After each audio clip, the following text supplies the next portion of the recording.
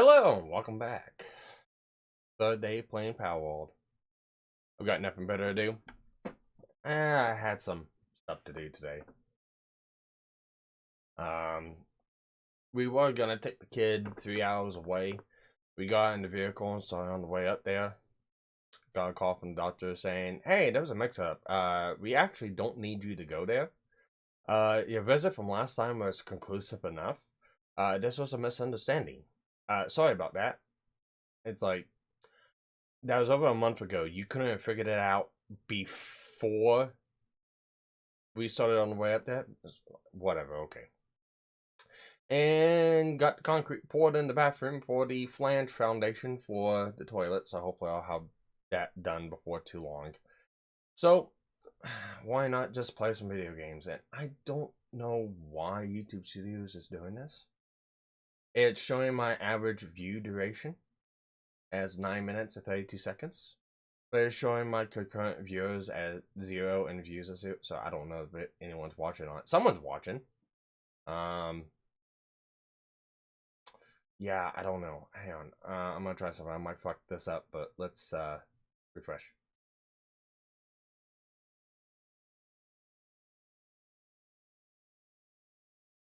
And I didn't fuck it up. But nothing's changing either. Okay then, whatever. It's probably a glitch. Okay, let's go ahead and get PalWorld fired up and continue on what we're doing. Probably gotta play for about an hour and a half, 2 hours today. Might go for a little bit longer, I don't know. I do have to get up in the morning at 6 a.m., which is it's 10:30 right now. So I may not be able to play for too long. But we'll see.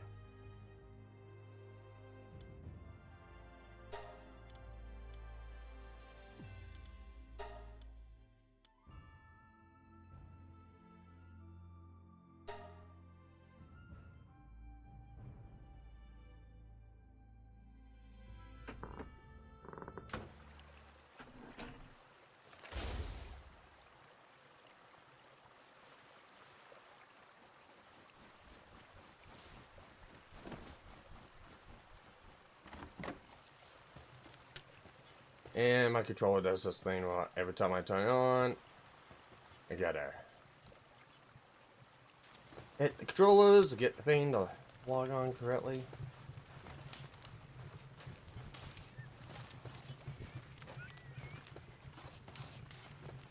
Yeah, that cave is gone. What was it? I need to acquire wheat, I believe is what it is. Yeah, I need to acquire wheat.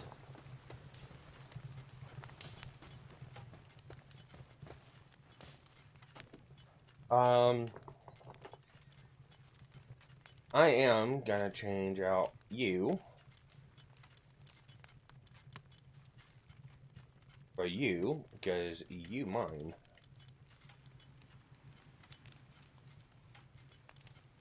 Workaholic.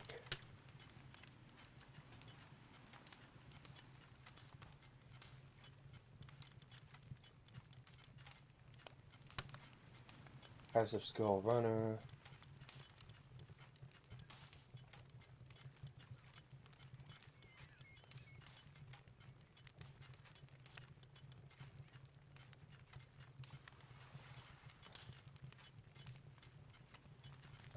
We'll place one of these.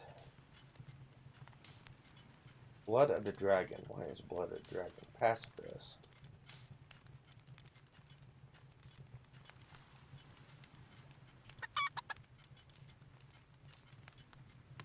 I don't really need you.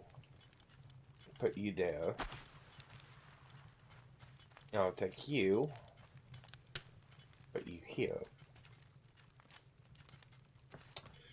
And I need to get the screen out of the way so I can see.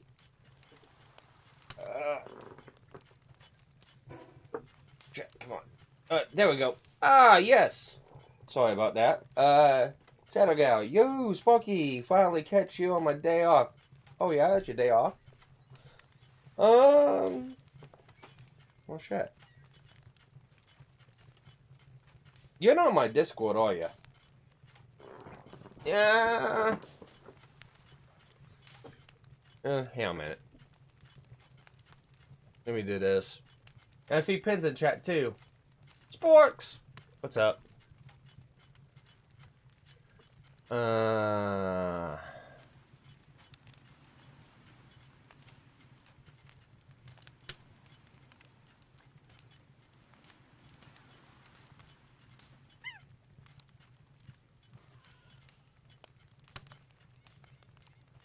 think that's you. Oh.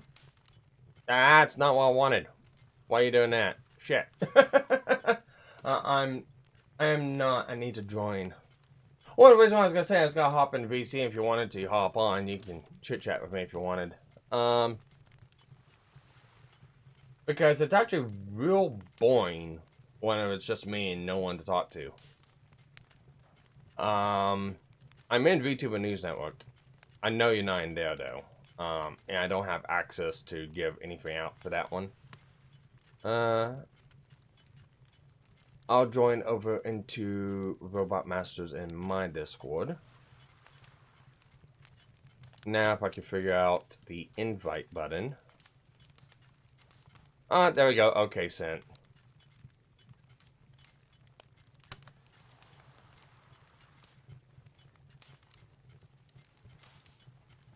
Oh, and I need to...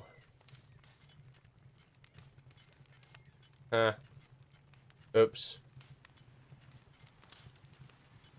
Oh, come on. Robot Master. Take you out of waiting. There we go. Okay, just hop on in, and once you get in, I can give you a role, and then you can hop into the VC. Same thing goes for you, Pin. If you want to, you can hop in VC. I'm in Robot Masters of mine, and I see you in the Discord. I don't see where you popped in at though. Oh, here we go. Welcome, Megan. Give me a moment. My mouse is doing goofy shit. Come on. Come on. Walk. Come on. There we go. Okay. And should be able up. There we go. What's up? Alright, there we go. Hey. Hey. Is everything? Yep. Okay. Yeah. OBS is picking you up. Okay. Everything's good. Alright. Sounds good.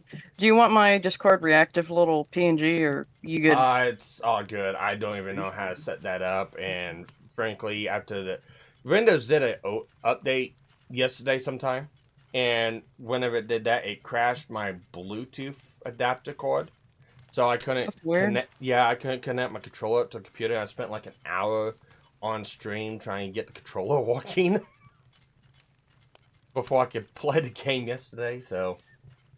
Oh, jeez. And then Windows continued updating, and then I had to update C++ Visual Studio for OBS to work. So yeah, so Windows has done a lot of updates, and it requires a lot of driver updates and other updates to programs to if you're streaming on 10. So. Oh, I ended up getting a new PC. I paid this piece of shit off, and it's like, well, it's not a piece of shit, but it's actually pretty good. Only thing I miss is the water cooling from my old computer, but it's like, it's whatever. Water cooling, like, I don't know jack shit about that. I know how to clean fans. I don't know how to do that shit. But this one has Windows 11 and fucking, what is it? Oh, jeez. If I remember the name of it. Has a 4070 Super and an i7. I mean, honestly, I rarely see a reason to not to upgrade to like an i9 or something if it's a recent i7. Well, because I'm not multi-boxing like World of Warcraft or something. well, for me, I'm just using a I've got a Threadripper Gen 1 what's that, 499 MSI Carbon motherboard, Gen 1 Threadripper. I had to have Gen 2 on to get Windows 11, but the fan's about 5 years old, 5-6 years old. Yeah. And I'm using a oh, what was it? Yeah, because the one I got back in like 2020, Yeah, a like 1080. right before the pandemic hit. Good timing, Gotcha. actually. Yeah, and I'm using a 1080 Ti graphics card, so 1080 Ti. yep, Ooh. it does everything I need it to do. I don't see I the need mean, to upgrade yeah. it. I mean, oh yeah. For the most part, like that thing, it'll carry you a long way for most games. Most games that are worth playing that aren't like an unoptimized, buggy mess, you should be fine on. Because I played Terra on it, and it was on a well, mine was I think it was a 10, it was a 1060 Ti or something like that, and it was fine. Yeah, I heard from Rogue that this game is just a buggy, memory leaking mess. Yeah, it like I said, it's that fucking meme with the it's like sort of the white man has been here meme. How do you know? And then it's like Unreal Engine 5 Unreal and Engine and unoptimized. That's Yeah. usually it's like that meme, but it's like it's just like Western game dev has been here. How do you know? Unreal Engine 5. Do I Like I know? don't know. No idea. Yeah, like I don't know what it is with Unreal Engine and just, people being completely unable to optimize that shit. Oh yeah. Yeah, it's like I've noticed that it's mostly Unreal Engine games that run like absolute ass. Like because shit, I played Terra for like until that game shut down, and I've played that on multiple systems, and yeah, and it's like nothing could make that game run optimized. No amount of a good processor or graphics card, nothing. Well, maybe with the I'm new con update that's coming along with PalWorld, maybe they will fix that. yeah, hopefully. I don't know, because I think it was the trailer the uh in the Game Awards, it had me a little worried because if I remember correctly, the trailer there chugged too. It was it was not running great, the preview, so that has me a little worried.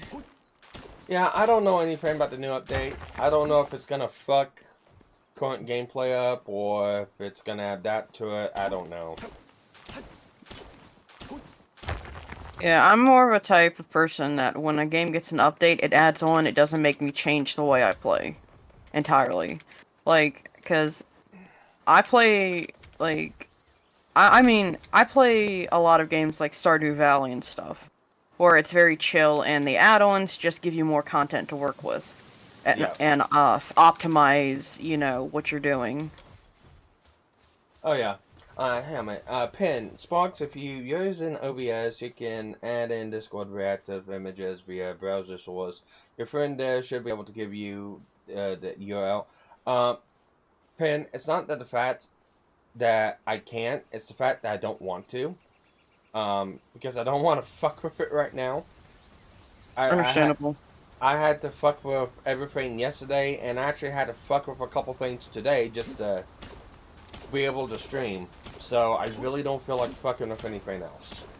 I'll probably do it next time. But right now, that can be a ghost, if you don't mind. Yep. I am the spooky ghost haunting the stream, clearly. Yeah, lazy. Hey, Pin, where the mugs at? You wanna go at being lazy? Where the mugs at that everyone's been waiting on for like multiple years?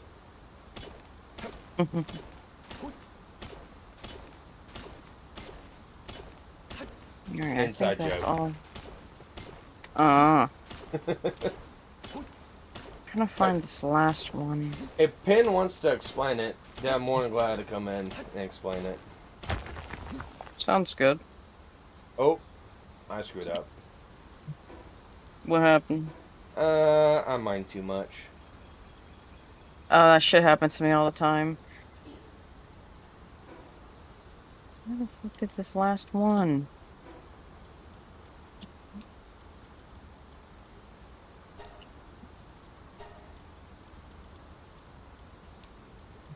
What was that thing? You can drop and then... There we go. There's that last variable.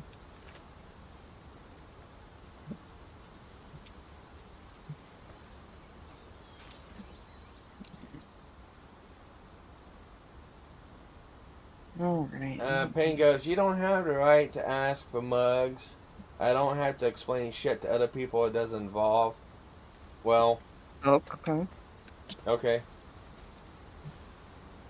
Don't call people lazy.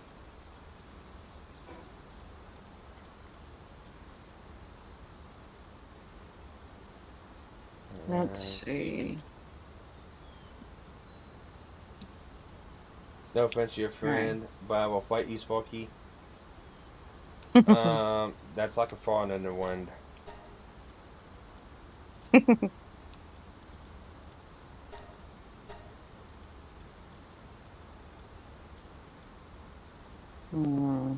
But you are being lazy. No, there's a difference between being lazy and I don't want to fuck with shit.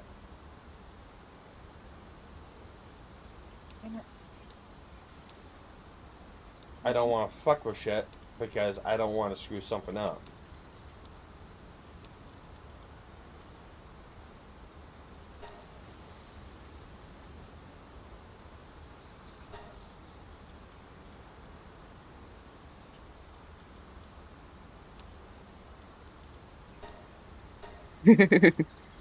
Yeah, anyways, on a lighter note, hopefully my VTuber mama should be able to finish up my model before, like, New Year's.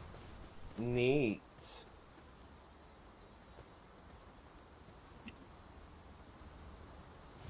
Yeah, I'm excited to show off the model on one hand, but the other, it's like, people are so used to the Lollibaba side of me, I'm worried I'm gonna sort of repel people.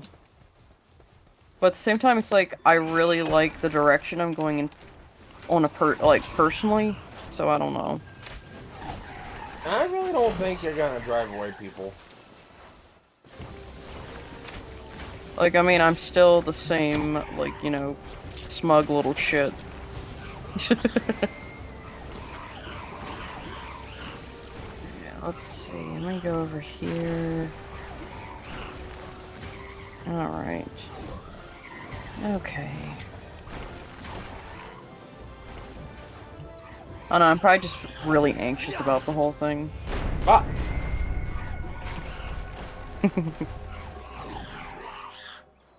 Oh yeah, those fucking...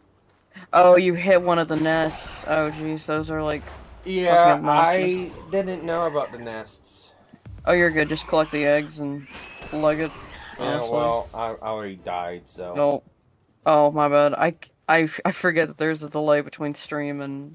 Yeah. Yeah, I would stream into Discord, but the last time I did that, my system chugged, so... Oh, jeez, yeah. Yeah, I don't know what it is with, like, Discord and just... Yeah. Well, it's also PalWorld, the unoptimized mess. Yeah. Alright, let's see. But I did get That shotgun shells. generates 100 power. So... Was it nest or was it a meteorite site? It was a nest. Gotcha. Let me see. At least I did get one egg. Alright, let me... I might pop in later, but I need to put my head down for a bit. Okay. Well, you putting your head down for a bit, I might be done streaming. I'm only gonna stream for maybe an hour and a half. 2 hours, maybe. Go to sleep around noon and, not noon, midnight. And, yeah. See, put this Wake here. up at 6 a.m. Oh, Lord. I'm glad I have tonight and tomorrow night off. Oh what? Hey, it's still your birthday, girl. Oh yeah. Yep. Um, yeah. It's see, let me check this Discord message. Um indefinite. I indefinite. Okay, there we go.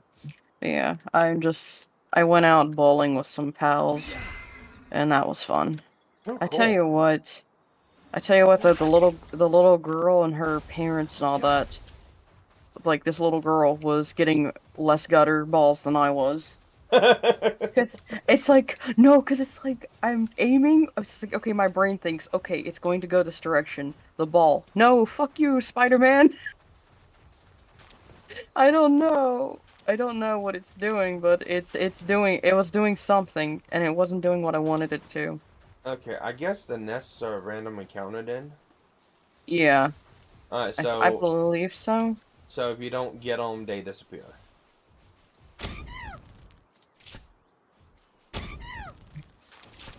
I think they are like they're guaranteed in certain spots, but it's kind of random when they show up. Gotcha.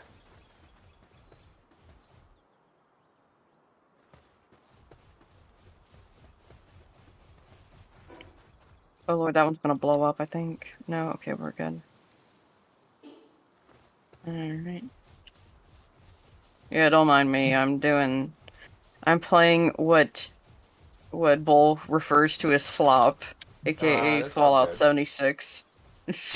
I know everyone shits on this game, but it has one of the best communities in gaming. It's just very chill. Oh, it's all good. It's all good. Like, I play it because the community's chill, and I just like building shit.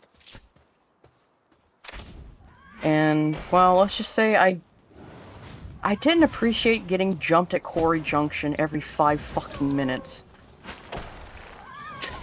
You playing God damn. 76 or? No, I'm saying that's the reason I play 76.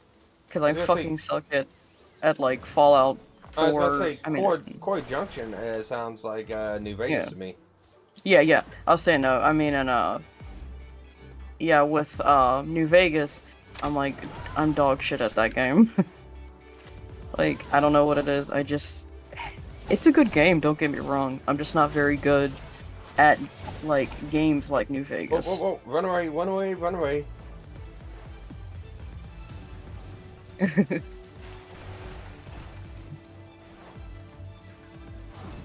Oh fuck!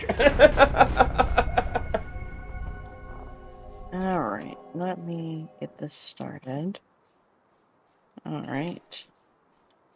And now let me get... I was gonna say last time I played New Vegas had to have been 10, 15 years ago. Damn. 2010, 2011. Shit. Like, it's a good game. Don't get me wrong. Oh, it is. I got But, half of the innings in it.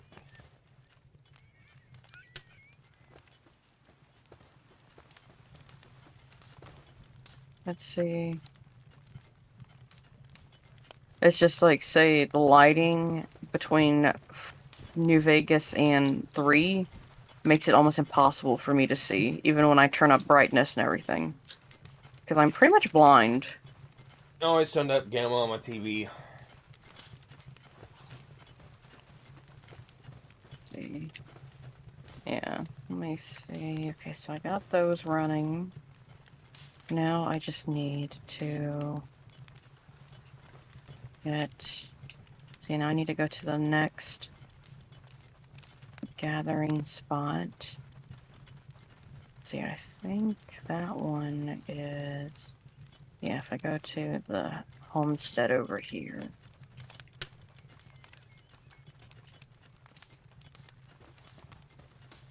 But yeah, I'm totally down though for the what is it called? The yapping about Jim and all that. Like that Mr. whole stream. Mr. Medicare History Yeah. Commentary. Yeah, we've been doing it for like a Yeah. couple months now. Oh yeah, Um, like yeah. Ever since Jim found my channel and commented on a couple of my videos, we just been kind of doing that. Nice.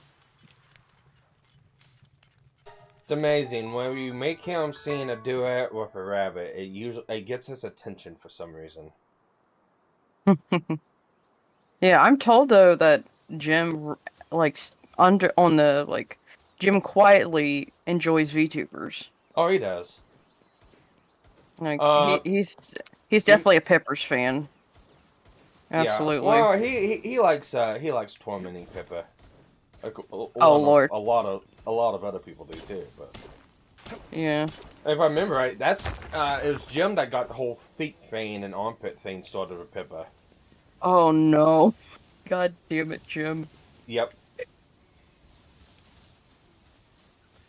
I know there's people out there who probably disagree, but from what I've seen, don't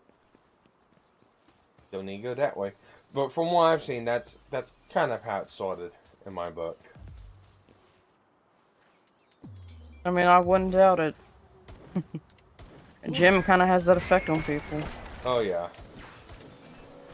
Yeah, because I initially started watching Jim, I think, uh, when I was in high school.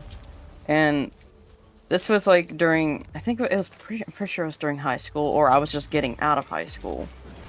The whole saga with fucking Bathtub Ross and, oh god. I mean, and I found some of his older shit with, I'm trying to remember the name of it.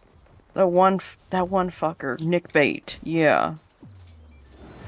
I remember hearing about that whole case go down, and I was like, ugh. Supposedly, Nick had, I think they said something about he was actually sent to prison.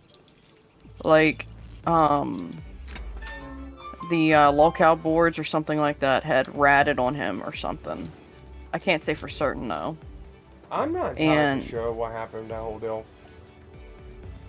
well, from my knowledge, just hearing, you know, things on my end, supposedly things did happen for the better, albeit there was unfortunately still trauma for the younger sister involved, which is heartbreaking, but at the same time I'm glad. The one thing I can say for certain though is people in jail do not like chomos. They do not like them. Yep. And we can guarantee he's met Big Bubba and Tyrone several times at least. Uh, most But I don't likely. know. Yeah. Are you really that hungry, man? Just fed you. Let's see. Oh yeah, yeah, hungry.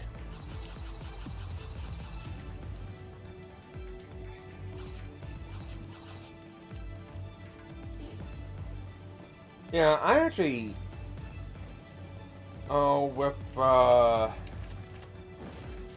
Jim, I first came across Tim. I guess you could say it's pre-Gamergate. Um, pre-Gamergate, during Gamergate, probably most likely. Yeah. I Yeah. came across him when he was doing his internet aristocrat stuff. And Oh yeah, Internet Aristocrat. That's where I originally came across his stuff as well. yeah, but came across him then, and the video that caught my eye was him talking about Mighty Number 9. Oh, I forgot he even did that. I remember that was just a travesty because I feel bad for all the people that backed it because it's like, look, Yeah, Mega I Man was one fans, of them. y'all need a like a good fucking game. Yeah, Like, I was one of the ones that backed it because I was looking forward to a Mega Man successor. I don't blame you. Like, there's like, Because during that whole time, we were also expecting Mega Man Legends 3, but we never got it. oh jeez. It got canceled. That's the thing, like, because that's the same thing that's sort of been happening to us, like, say, Sims players. is we're so fucking tired of dog shit from EA. Because the reality is, okay, outside of like a couple games, okay, riddle me this. How many games do you know of where it's the norm for DLC to cost over $1,000? Like I said, there's a couple games actually like that. I don't know. I I know you mentioned Sims, but I bring up like Train Simulator, all of the Oh train yeah. simulators because for the train, it's DLC, and for each individual train and core, it's What DLC. the fuck? Why is that? Why does that cost money? Well, I mean, like, why? I mean, I know why it costs money, but it's just like, why can't they just, bundle the freaking, like, DLC together? Like, into an actual expansion or something? Like, as much as I don't like City Skylines and the way they do DLC, at least they try to keep a cohesive theme. Trains and the planes, yeah. Flight simulators, same way. Same with Farm Oh Simulator. god. All the simulator games are pretty much like that. But that's how they make the money. Rogue, we are in my Discord if you want to hop in. I don't know if you're still moving or if you're done or if you're busy or whatnot. But just let you know, we are in the Discord if you want to hop in. Let's see, crafting. There we go.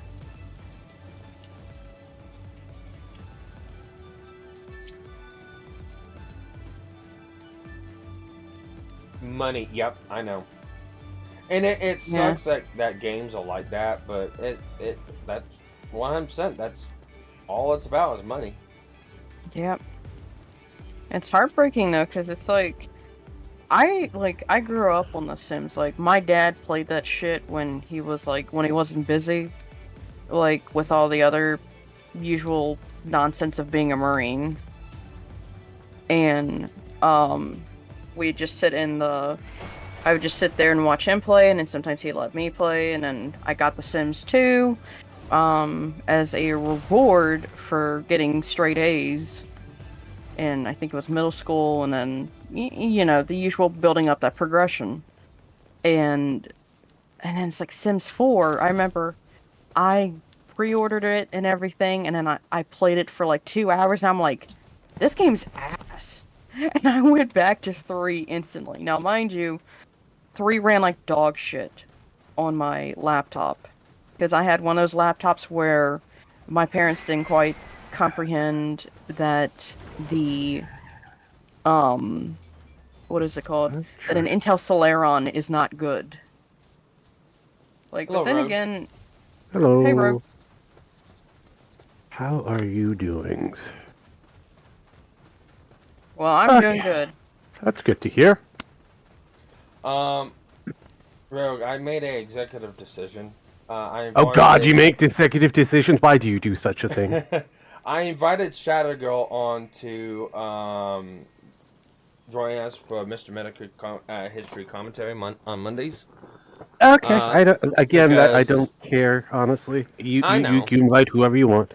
yeah. Oh my Well, god. Oh my god. Oh my god. Someone just What? bought something from my throne. What? What? Oh my god. Someone bought the freaking hotshot figure that I've been eyeballing. God damn it. Well, you snooze, you lose. Oh my That is god. how that It goes. just hang on, let me quote tweet the shit. Which one of you fucks? What are you? Oh, Yeah, because I've been collecting like a shit ton of Transformers figs. And I've been building them. 'Cause I got the Starscream one from Yellow Park. Mm-hmm. I'm pissed that they somebody, haven't made a sound wave. Too popular, and they, at the moment, don't see need for that particular one. They know eventually people are going to buy it. It's just when they decide to put it out. They're Honestly. going to do it as a special. And every artist will come out of their woodwork demanding their a pound of flesh. Ooh, there. Special.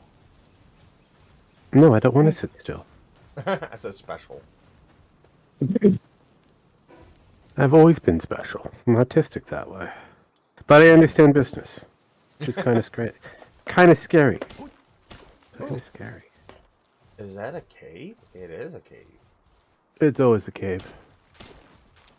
I'll wait. I'll wait on that.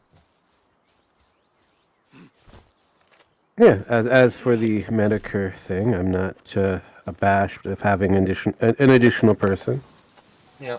But they seem more of a fangirl than any one of us, so it's like, invite them on. They have some interesting stuff to say. Fangirl. Oh God, these are scary people. Fangirls. Nah.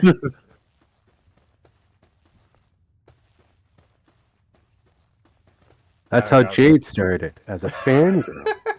Jade. And then all of a sudden she became, a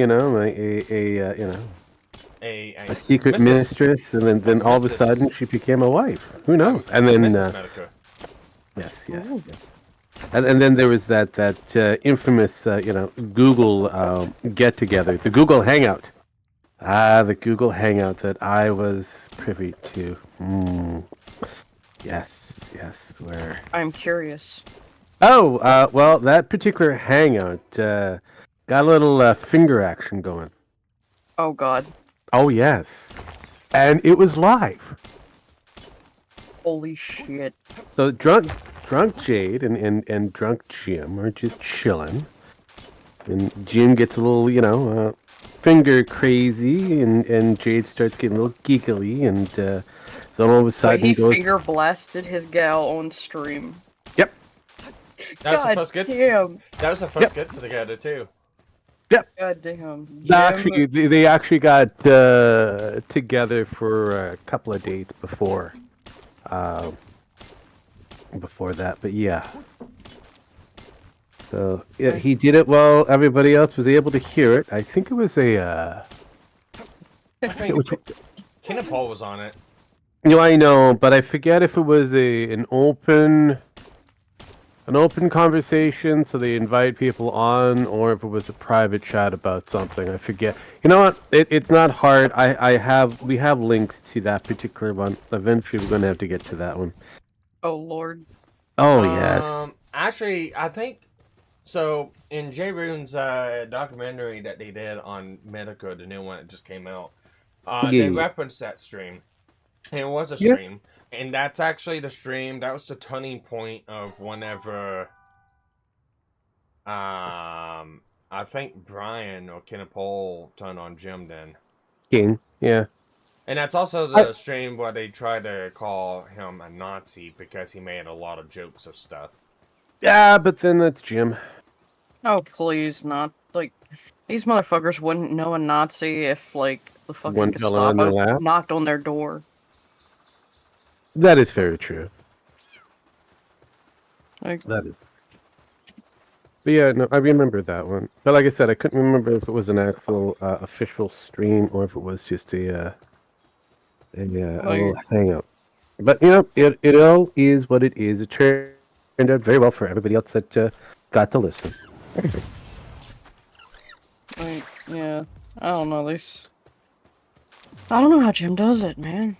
Like, apparently Jade knows very well, and she stuck with him for the rest of her natural life with him. Oh. Or unless it's his natural life, we don't know which one's gonna go first. Her falling from the rooftops, trying to decorate the house, or him eventually getting the final ticket from his internet cancer aid. Yeah. I remember watching the whole thing go down between him calling Boogie and his fat ass out on shit. Oh, like, cause I'm sitting there, I'm like, there ain't no fucking way Boogie has the cancer that Jim has. Absolutely not. Cause Boogie wouldn't be, streaming as much as he does. Well, not just that, but Boogie wouldn't be in the same kind of weight predicament that he is currently. Oh, yeah. Now, I don't know. Now, I don't think anyone has ever seen what Jim looks like. No. But I'm gonna say this. He's probably bony as hell.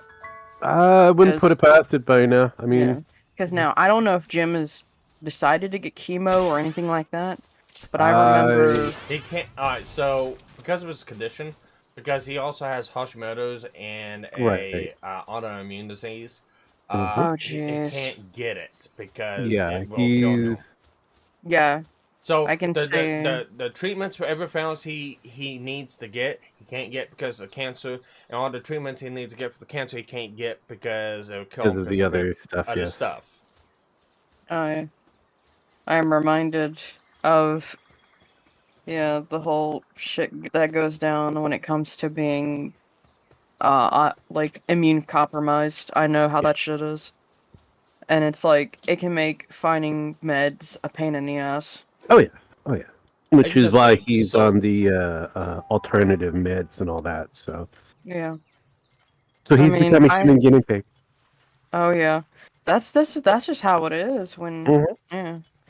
But I'm gonna say though is just from what I know with how they treat cancer, especially the real bad shit, the Yeah. stuff that there is potentially no coming back from. Because Yeah. a good friend of mine, her mom went in for all that shit, and this woman was a chunky ass German woman, hmm built like she could bench 20 men, Most maybe. German I don't women know. can. Yeah, and like, and it's just like Yes. It's almost like I know from she was like experience. she went from that to like making fucking Eugenia Cooney look like she was overweight, Yeah. and I was like, God damn, because it was just it's fucking bad. No, So I I can do. imagine Jim is probably a little toothpick, and that's not any jab against Jim. No. I gathered that, but honestly, anybody who decides to take that as a route is Yeah. autistic by themselves. Oh So yeah. it's kind of. Oh yeah. No, like I mean, I send $5 a month to Jim and his missus, so There you I go. have that shit going down on Kofi. So yeah. There you go. So anyone that says, oh, anyone tries that route, they're full of shit. Let's see, where are those? There we go. Okay. Well, I love sneezing. Sneezing's awesome. Sneezing, my favorite. I know, right? I wake up sneezing. I almost go to sleep sneezing. If I wasn't sneezing, I wouldn't know if I was alive. Yeah. I tell you what though, I hope Jim doesn't have to deal with the shit that like, because I have to unfortunately work with the public despite my Yeah. immune issues, Uh-huh. and fucking because oh Lord, how do I even start with this? I'm the one person I swear on this planet that has gotten COVID 7 times. Lucky you, I've never had it. Yeah, I'm like okay, it's just like whoever thought this fucking disease or whatnot, I guess it's not a disease, but a freaking Well, it like whoever thought to bring COVID here was a good idea. Like I would say the Chinese, but I'm not allowed to I'm, say that. I'm about to stir fry those motherfuckers in a wok. Yeah, I was gonna say I join the just have to club. remember to have chopsticks. I'm going to I'm going to pull out the Korean ancestry in me and fry some fucking Chinese. There you go. God damn it. Welcome to my world. But yeah, no, yeah. When it came to COVID, though I was still considered frontline, I did have a couple of the clients in the building that I was taking care of have COVID, but me myself never came across it yet. So Yeah. I'm like, and I'm Well, asthmatic, so you think that I'd oh be yeah. and Oh, I get no, that. I'm like okay. Oh no, it's like on top of that, it's Mhm. like I work with the public, so let's Yeah. just say when you work in like a hotel sort of industry, Yeah. you come across a lot of people from all over the world who do not Mhm. know how to cover their fucking mouth. Oh yeah, no. I know how that feels because working for like condominiums and that, especially when you have giant boxes on top of boxes, the apartment styles, you end up having a lot of clients, residents, coming to you, even though there's supposed to be social distancing. Most of them don't because, well, not part of the custom. Oh I was yeah. like, okay, yes. Yeah, I was actually gonna say, you two actually kind of have the same job type. Well, yeah. I mean, we work with people. Yeah. It's because Unfortunately, of yeah, unfortunately. yeah. I can't like on one hand, like I don't mind people that aren't I don't mind people. I have a problem with people that are cunts. Oh, welcome to my world. Like, because I had to when I was coming into work, I had this one crazy bitch with okay, it's just like all I have to do is look in the face. It's like, yeah, that's a pit bull mix. Yeah. And okay, I'm gonna say this. I have a bias against pit bulls Okay. because I had my thigh bit into as a child. No, yeah, it makes sense. And So, I mean, I still have the fucking marks there. mhm. So, yeah, because it had actually ripped muscle out. Yeah. So, yeah, So I fucking hate those like bastard breed. I no, don't know. they're They're like New York rats. no, yeah, they can be. They can But be. this woman, she had like 2 of those. I'm like, fuck Oof. my life. Because they're trying to get into the. Because my husband and I had because he does the driving. Mm-hmm. This world is not ready for me to drive. I'd be clearing out populations. Look, You'll I'm be gonna doing- pull a Jim on this one. The world is not prepared for any woman driver. Yeah. I was gonna say We have banners, we have lines, we have bumpers, we have everything designed for you guys, but still somehow you manage to fuck up a car. Well, You don't know how you do it. I was gonna say, you'll be doing a world of service. No. 'Cause Service or disservice? I have no idea. Service. That's true. Because my ideal freaking car of choice is a fucking M4 Sherman. Ah, yeah, I thought you'd be going for like something more constructive end of things, like a bulldozer. Oh yes, the Killdozer. Yeah. Bulldozer. Become ungovernable. Yeah. Well, Okay. No, okay, jokes aside. I can't put the jokes aside. I like them. Oh yeah. No, but I was trying to get out of the car, and then this fat bitch can barely hold one dog. How's she trying to hold back 2 of them? Mm. And I can see where they're trying to get into the car to do what they do best, fucking bite people. I'm just sitting there like with this disgusted look on my face, like I will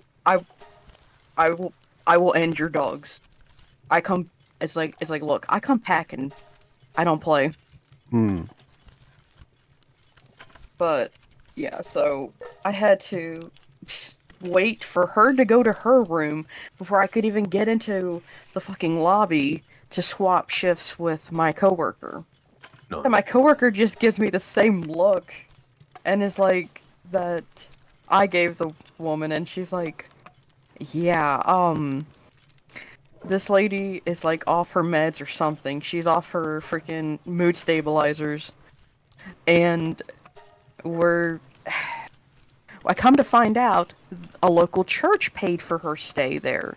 Oh, nice. And I'm thinking, couldn't y'all have just let her stay in your fucking church? Y'all deal with her, not me. Let her have a come to God moment, please. Mm-hmm. I mean, sometimes you have those moments outside of church. Yeah. But I had to, hold back every iota or every fiber of my being to just not call the cops and be like, remove this crazy bitch. Because we already had called the cops on her, according to my coworker. We'd already called the cops on her the first time. because she ran off with the 2 dogs, and the husband was trying to figure out where she was, and she needs to be in a mental health facility because she's clearly not all there. Yes. All right. Are you sure you can say you don't walk in the same place? No, well, I mean, I work at condo. there's- She obviously works for something completely different. But let's put it this Hotel. way: when it comes down to putting people in boxes and rooms, they're pretty much the same. And you pay out regardless how you look at it. For hotels, they have, if they're lucky, a limited amount of days that are stays. It's kind of rare to get a long term. Yeah. I have the unfortunate, I deal with long terms. Sometimes I don't like dealing with long terms. I just grin and bear it. Yes. But yeah, as a building manager, you end up having to deal with very interesting people. Oh yeah. Yes. More so when they start to rank. I will say this: most people do not believe me. I have had two sightings of Chris Chan where I live. Oh, nice! Congrats. It's like flying over Chernobyl. Mm-hmm. It's like something really bad is there. Like something dangerous is there. But no one can But see you it. can't help but just like you can just look at it and just it's like a it's like a train wreck or Yeah. a car accident, car crash, and that you're not supposed to look, but just something You can't deep help. down inside, it's kind of go. I gotta look. I gotta see. Yeah, pretty much. Can't be that bad. It is that bad. I know. It's always But that bad. okay, I can answer some questions. Yes, he does smell as bad as he looks. That was never part of my question list. All right. My only major question is which Pokemon is following him? I don't know. See, according to Miss Chan, Mister, whatever he wants to go by nowadays. That's a man. I know. We know that, but he likes to He doesn't identify know. as whatever. While he was in prison, he identified as a god. So he's got complexes. But at the end of the day, the individual that is supposed to be Chris Chan, he has gone on record in one of the interviews that actually was like multiple part interviews, that he had Pokemon throughout his entire garden, and he can name them off where they were and what they were doing. So yeah, that's my only grand question going forward: is which Pokemon is following him since he's left the house. One of them has to be, if not all of them, are following him. Well, there was a chick with him. Is all I can say. Yeah, no, that's a. I don't know if that's supposed to be his girlfriend or supposed to be his caregiver, because he's not supposed to be out of eye shot. Because if I'm like, when he stayed at the hotel, it was because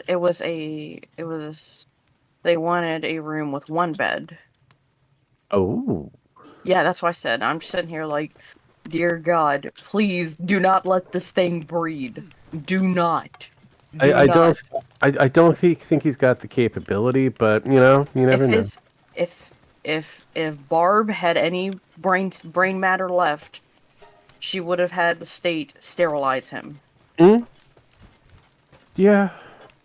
But then in the surroundings that he lived in, it's very questionable whether he was able to produce anyways.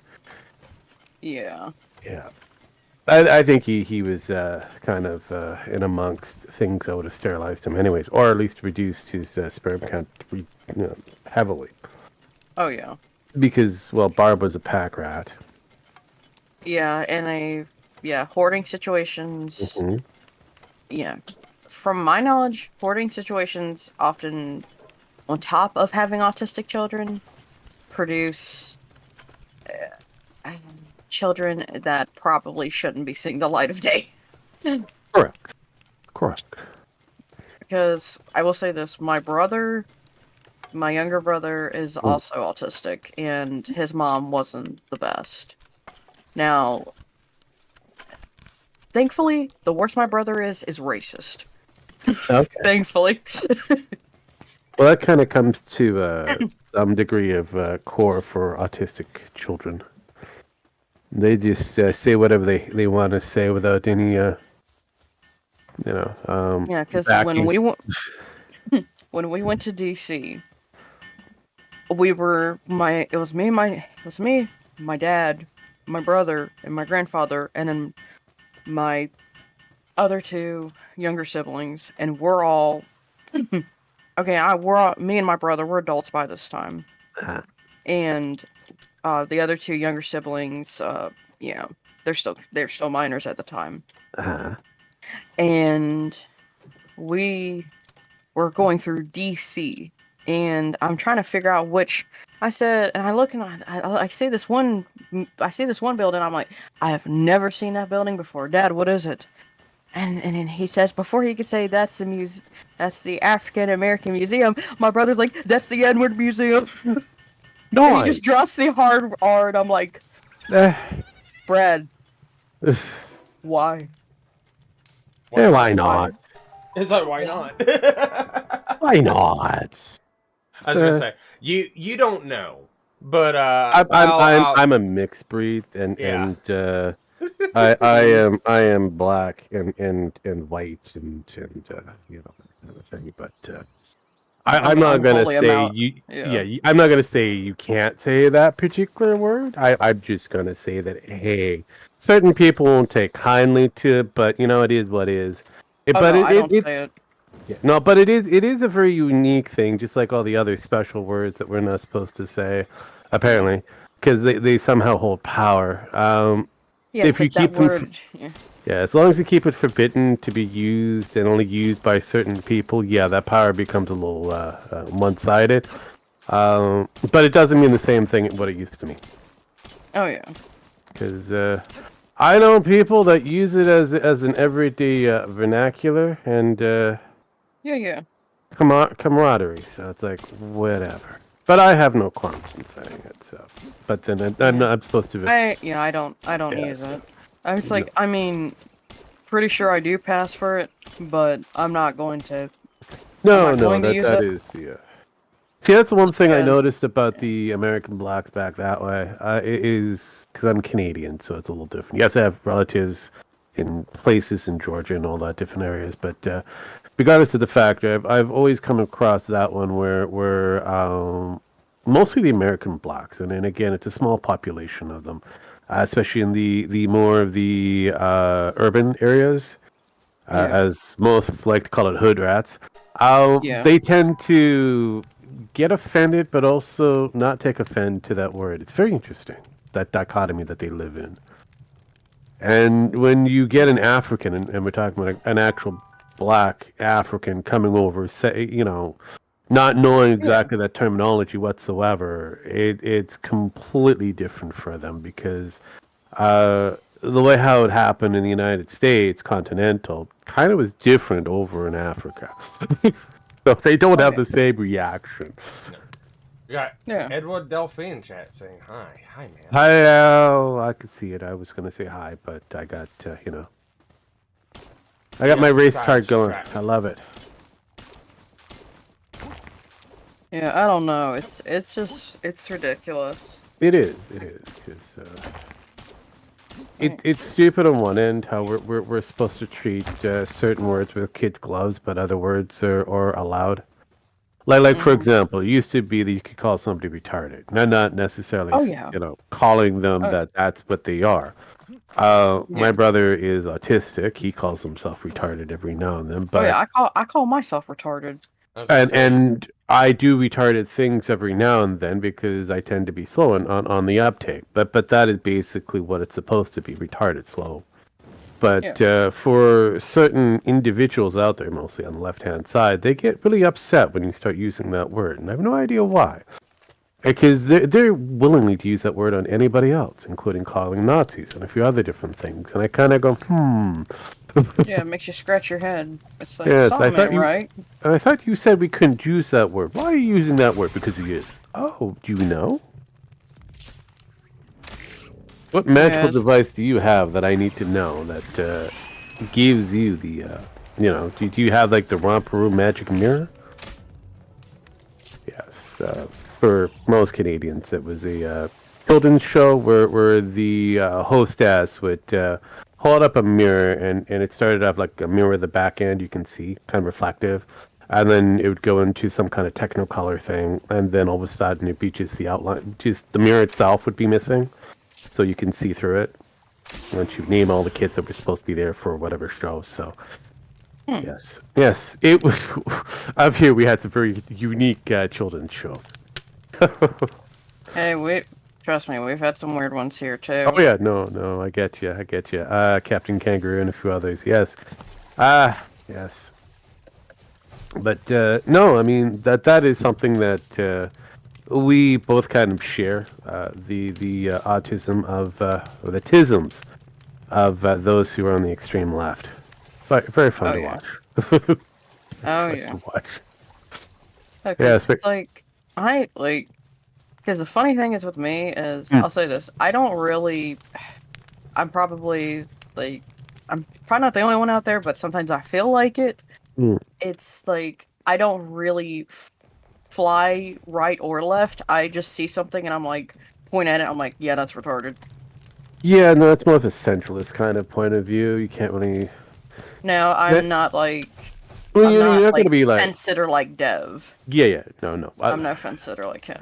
No, but there's different types of centrists when it comes down to it. You have people like Dev, who's we'll just call it like it is. He's an idiot, and yeah, it's whatever suits what he wants to spout. You know. Well, it's whatever is going to catch him enough flack to keep his relevant name out there. That's all it is. It's an attention-seeking thing that he does. He's been doing it for quite some time.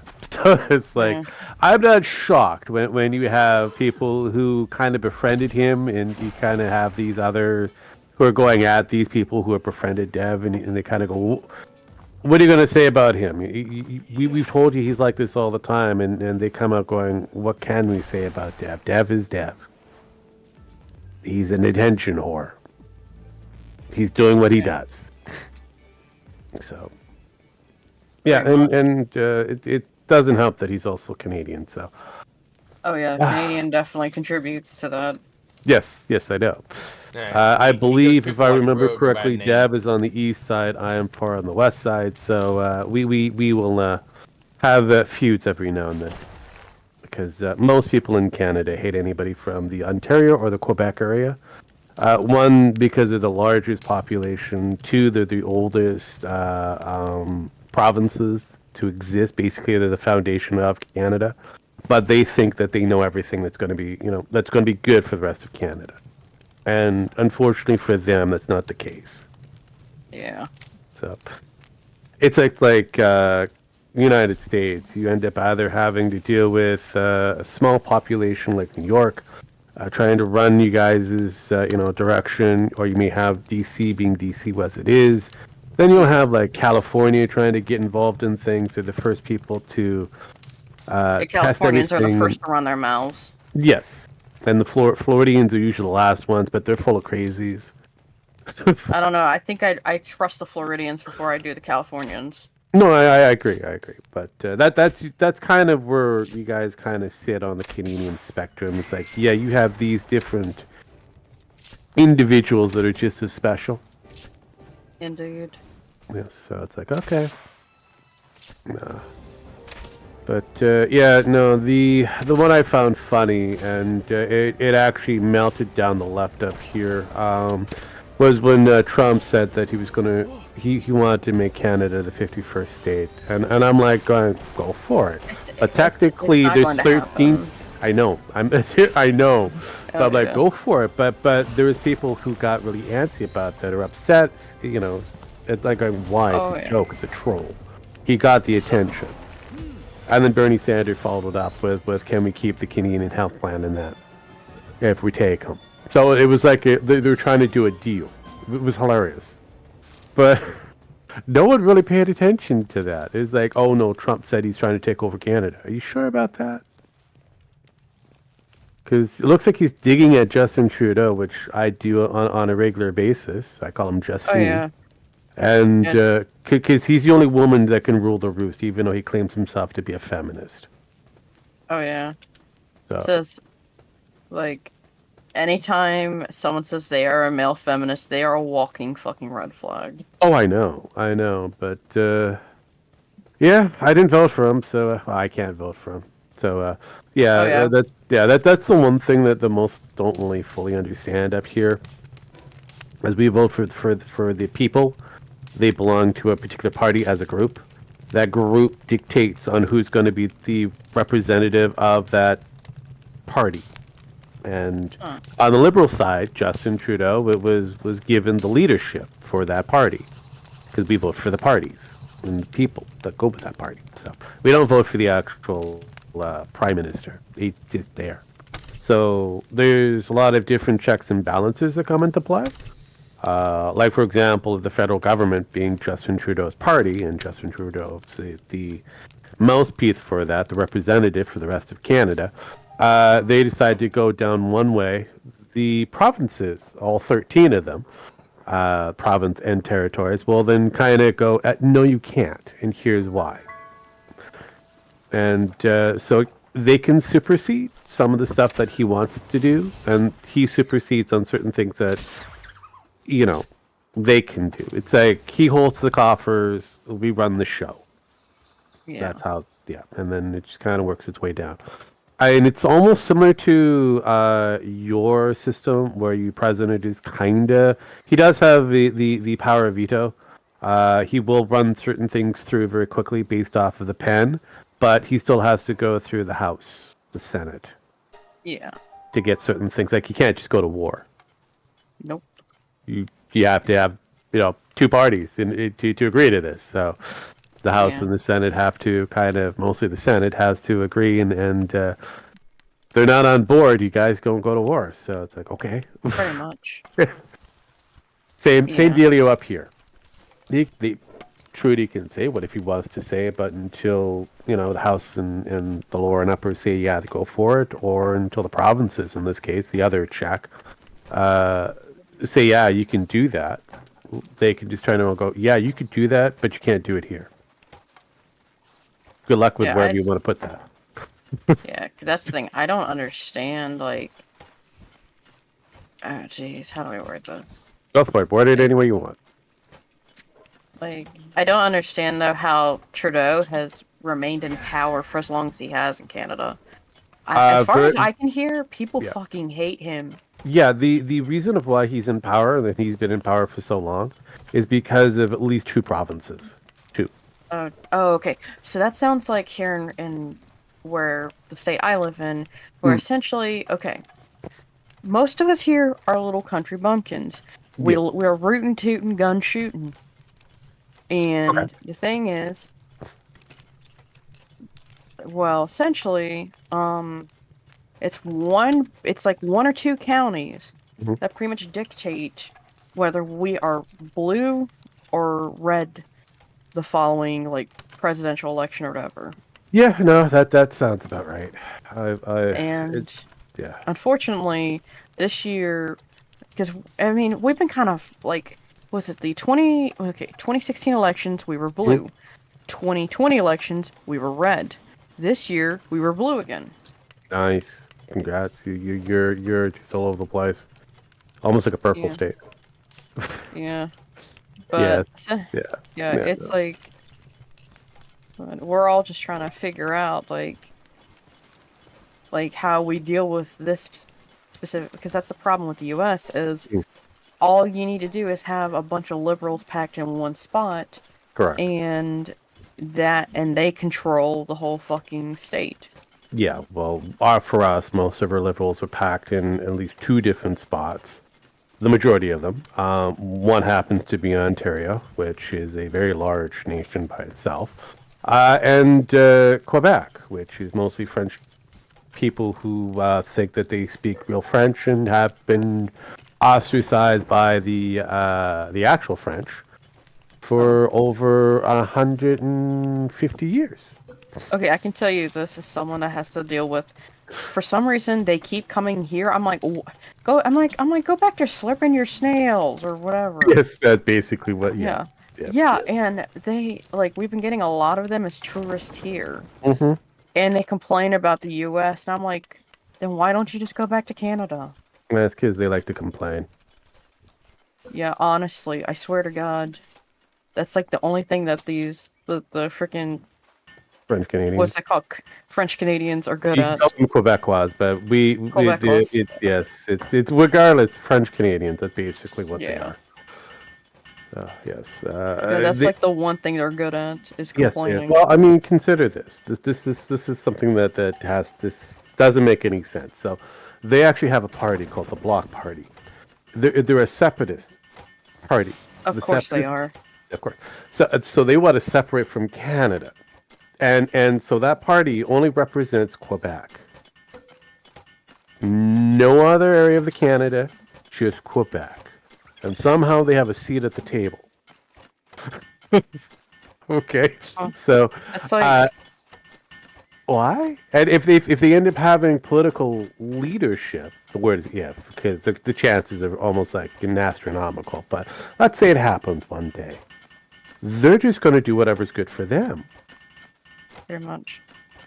What they should do is allow them to have, they should be able to allow to be separated and then instantly declare war on them. Oh, that would work. Actually, the funny thing is, if we did, yeah, it's like nuclear launch detected. Pretty much. No, if they actually did separate from Canada, they wouldn't last very long. They wouldn't last very long? No, they wouldn't. They do have some interesting materials in that, but a good snowstorm comes in and just wipes out everything. And it's happened more times than not. And the rest of Canada has to pitch in and kind of go, don't worry, you good, brah, you're good. Even though you're trying to separate from us. Don't worry, we got you. All of our money's going to go to you. Don't worry about it. Yes, there was an ice storm that happened that knocked out everything telecommunication-wise and heating and your water supply, but we'll fix you. We'll make it good and new, and then you can braid us down the road later. Like nothing ever happened. Yeah, that reminds me of an old joke I remember hearing as a kid, where it's like, oh jeez, I'm trying to remember the name of it. I mean, well, the full script of it. Okay, so a guy, guy rubs a lamp, and genie comes out and he says, "I can grant you 3 wishes." The guy says, "Okay, first wish, build a wall around France." He says, "All right." He says, "What's your second wish?" He says, "Fill it with water." And then the genie looks at him. He's like, "Okay, buddy, you got your 3rd wish. What's your 3rd wish?" And he's like, "I don't need a 3rd wish. My job here is done." Pretty much. It's like, pretty much. Goddamn. Like, that is... That's about everything. Yeah, that's Quebec in a nutshell. Yeah. I feel bad. I feel bad for, like, the side of Canada that isn't Quebec. We just have to deal with the Ontarians, which is, the other old timer that just doesn't understand. Yeah. But yeah, no, I mean, go further to the Atlantic side of things, and you got the Maritimes and that. So those are mostly fishermen. They have their own questionable language over there. The way how they, even though it's English, it's just a very... Is it sort of like how we have what's called Appalachian English? Yes. Or Appalachian? Kind of, yeah. Where it's like people do not understand a word we're fucking saying. Yeah, like, for example, where are you at? It's how you doing, kind of thing, or how are you? And other things like that. So they've condensed and come up with new ways and terminologies. But they're a maritime place, so they deal with a lot of fishing and that. That's their main bread and butter. So Prince Edward Islands just deals with potatoes. Nothing but lots and lots of potatoes. But as you go further on the opposite side, it gets a little different. You end up with Manitoba, which is a mixture of French Canadians and natives called Métis. So they're a mix. They have their own little area. Manitoba. Yeah, Manitoba. Then you go further west, you end up with Saskatchewan, which is the land of wheat. Yeah, a good buddy of mine is from Saskatchewan. Yeah. Oh God. And it gets weird. Saskatoon. It's like did Saskatchewan. It's like why? What were you guys thinking for Yeah, that one? because he's what I think y'all call First Nations people. Yeah, that's another one that get kind of weird because we've given them different names and titles. Yeah. They were native. Then it went from that to Aboriginals. From that they became First Nation. Then there's other different terms they've come with. So it's like, okay, what do we call them outside of Bob, or Mike, or Bradley, or. Oh yeah, I get it. So I was like, God damn it. So we've given them so many different terms. So I have no idea what we're. I think the go-to at the moment is First Nation, but again, it's kind of questionable on who was first here. Because if we look at the newfound land masses that actually like the land bridges. Yeah, were in existence. A lot of them came from the Asian regions. So Chinese could have been the First Nations, Mongols. We don't know. Yeah.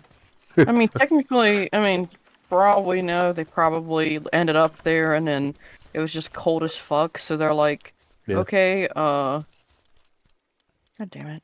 I mean, the further south you go, it gets warm. Oh, yeah. Yeah. So, I mean, don't go north. North is fucking cold. You also have the polar bears. Oh, yeah. Oh, I hear a jingler. Sorry, that's what I refer to some of these enemies in frickin' Fallout. Ah, yes. Yes. Give me free shit. There we go.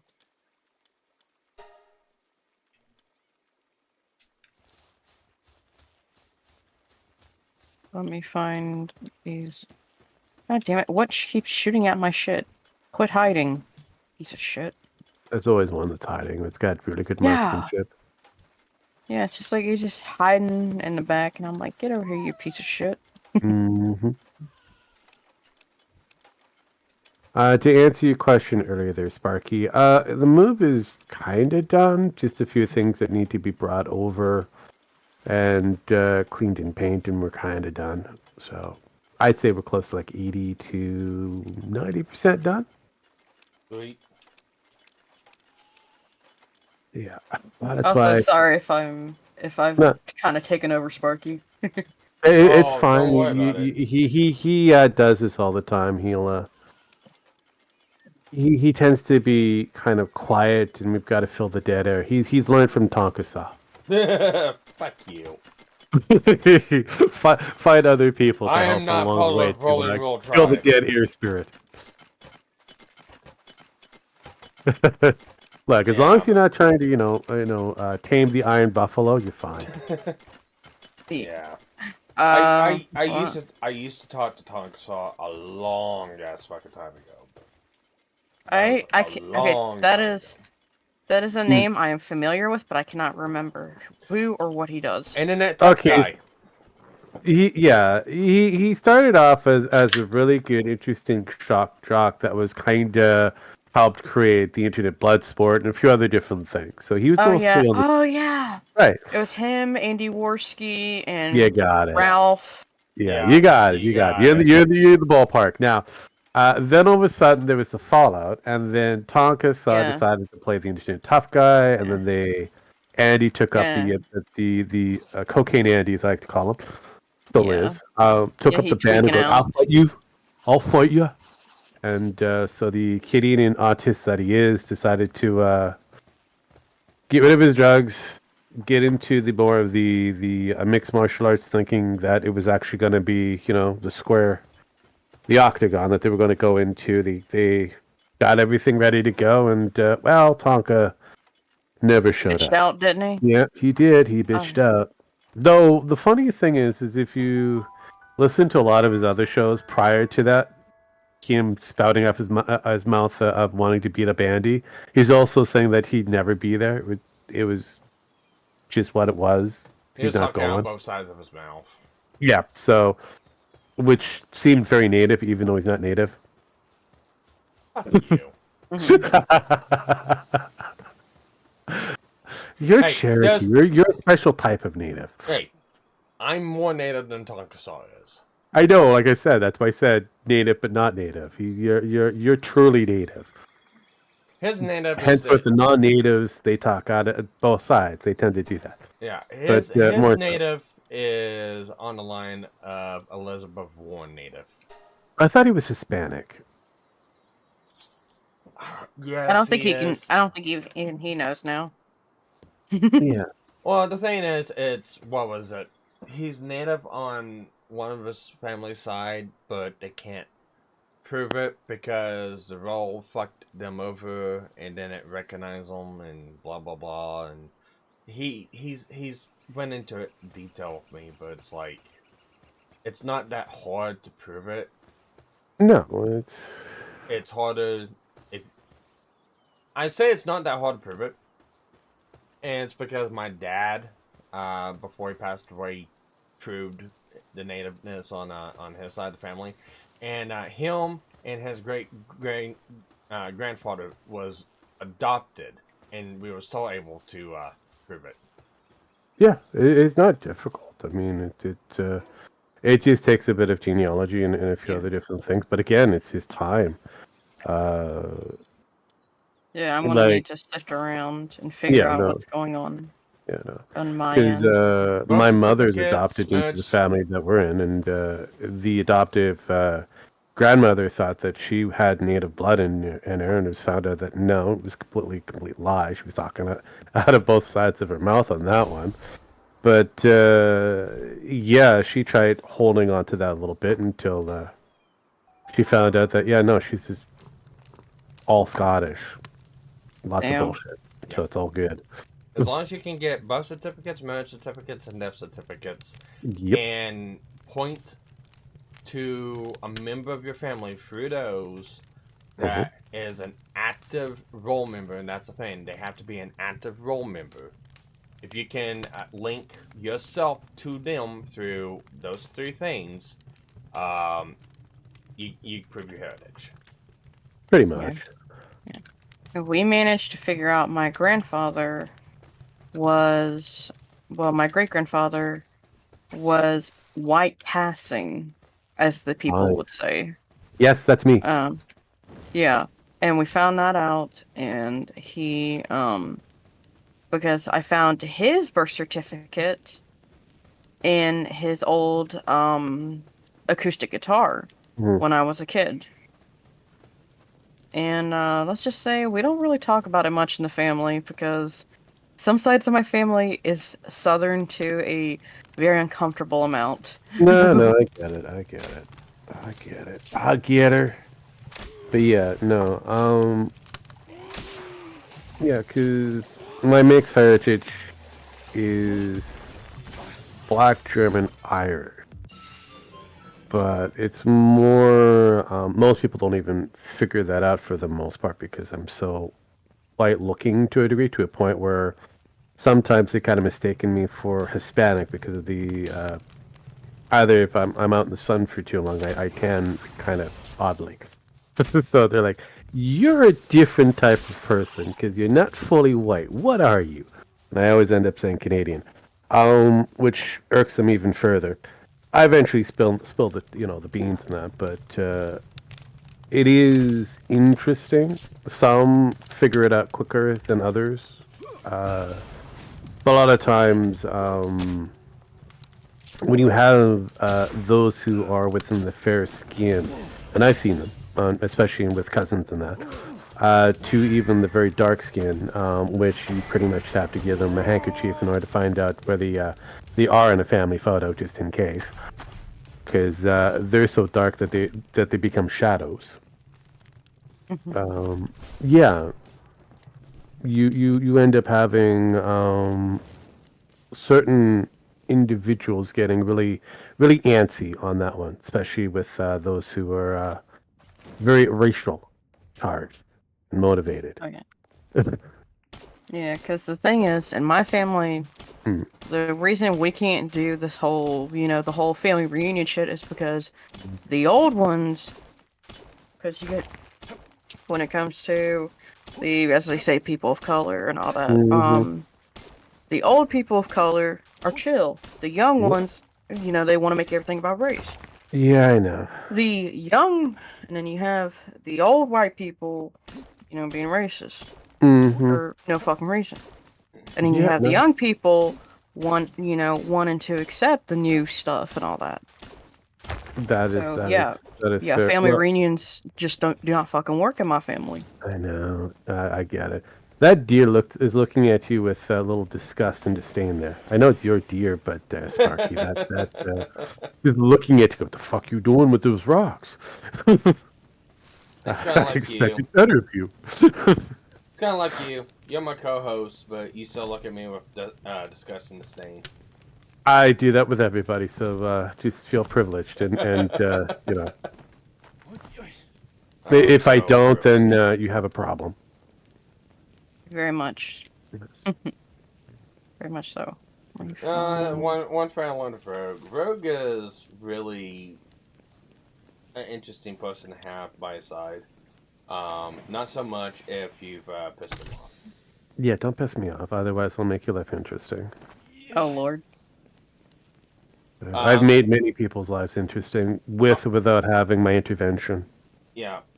I'll put it to you like this. Rogue and Rage are pretty much cut from the same cloth.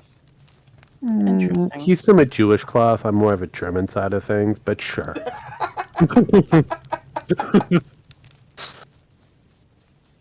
We've already had this discussion. Yeah, I know.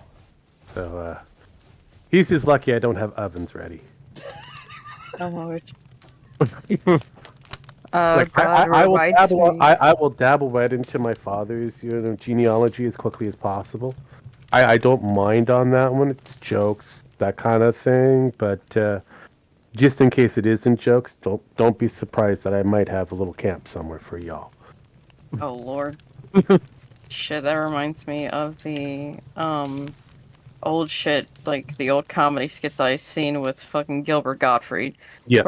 Where he's like, how do you fit 4 million Jews in a Volkswagen in the ashtray? Yep. I saw that and I was like, holy shit. Well, I mean, he ain't wrong. Yeah, I mean, true. The weird thing about that one, and that's one area of history I quite take part of and enjoyment in, not the fact of many people died, but World War I and World War II. Studying it, yeah.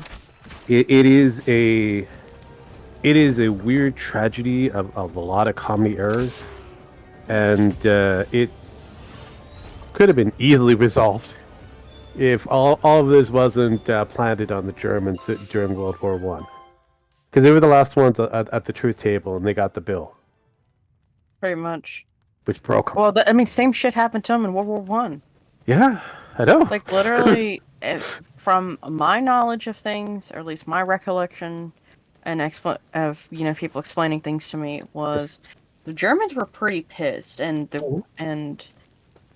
because, and this isn't like, how do I explain it? Like, they were pissed because the Jews were not contributing, with everything that has happened in Germany. Yeah, because the Jewish community stuck with themselves, betrayed with themselves, and do business with themselves. So they pretty much. So it created an animosity there. So all it took was one person to yell very loudly to spark that attention, and that's where it happened.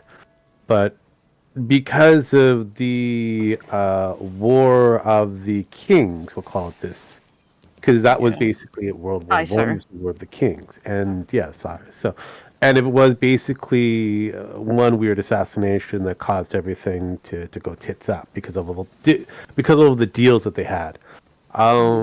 So when that war ended, technically, the Germans were the last ones to come to the table, and they got the bill. They were It's footed like, a here, big ass bill. you have to fix everything. So give us money, and they're like, how? We're a small nation, so they went into massive debt. So huge recession, depression, things like that. They weren't able to do anything for the longest time. So that then the Jewish community doing what they did, which Yeah. was work, which is normal, which is Yeah, happens keep to their any community. shekels. Yes, keep their shackles, but it happens with all major communities, and that just didn't work out in their favor for that time frame. So it was another error of their judgments. They should have read the writing in the room, but they didn't.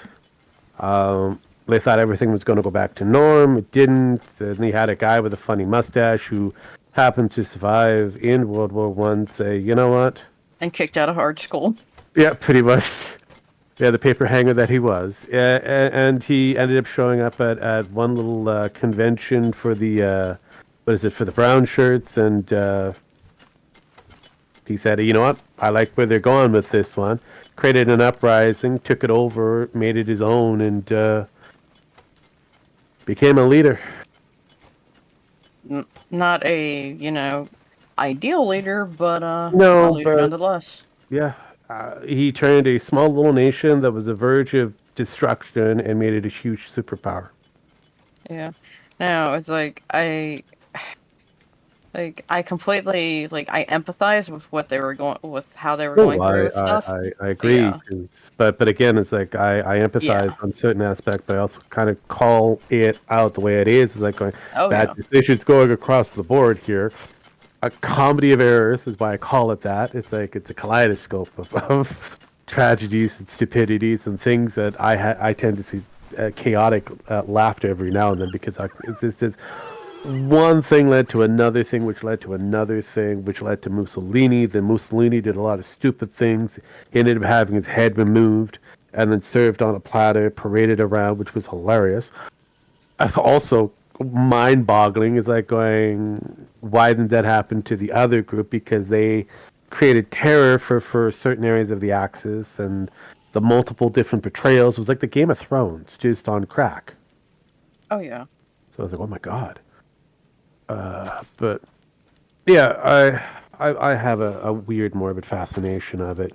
Oh no. I love studying World War II and all the intricacies that it brought to the table. Not just that, but it continued afterwards under different precedents because you ended up having after that war, you had some who fled over to Brazil, and there's an actual and Argentina. Yes, there's an actual town that's all German Nazis Oh, lineage. Literally, it's like brown Nazis. You would think that the Axis would have looked. I mean, the Allies would have looked at that and said, "Let's deal with this." But no, the reality is, America benefited. Yeah, America benefited from bringing them. Operation Paperclip. All the Allies, the UK, the United States, more so than anything else in Canada, benefited greatly because of Operation Paperclip. NASA ended up having a few different German scientists to aid them into getting a man on the moon, or many men on, like 3 men on the moon, for the space race and a few other different things using German technology or advancements. Yeah, and they pretty much told them, you either work for us, or we kill you. Pretty much. They became indentured servants, and they were quite happy with it because basically their crimes were no longer existed on paper, technically. It's just like, what war crimes? We never saw any. Yeah, pretty much. The Russians kind of did the same thing. So it's like, okay, they took their best of the best. They kept them, the ones that were easily stripped away and ignored or easily eliminated. They did that to appease whatever that was there. Jewish-wise, because they did have a small sect of Romanian or Russian Jews that did exist over there, so they had to appease, throw a few shekels their way. Yep. He's a person we're gonna say that this is the worst of the worst, and we're gonna try him.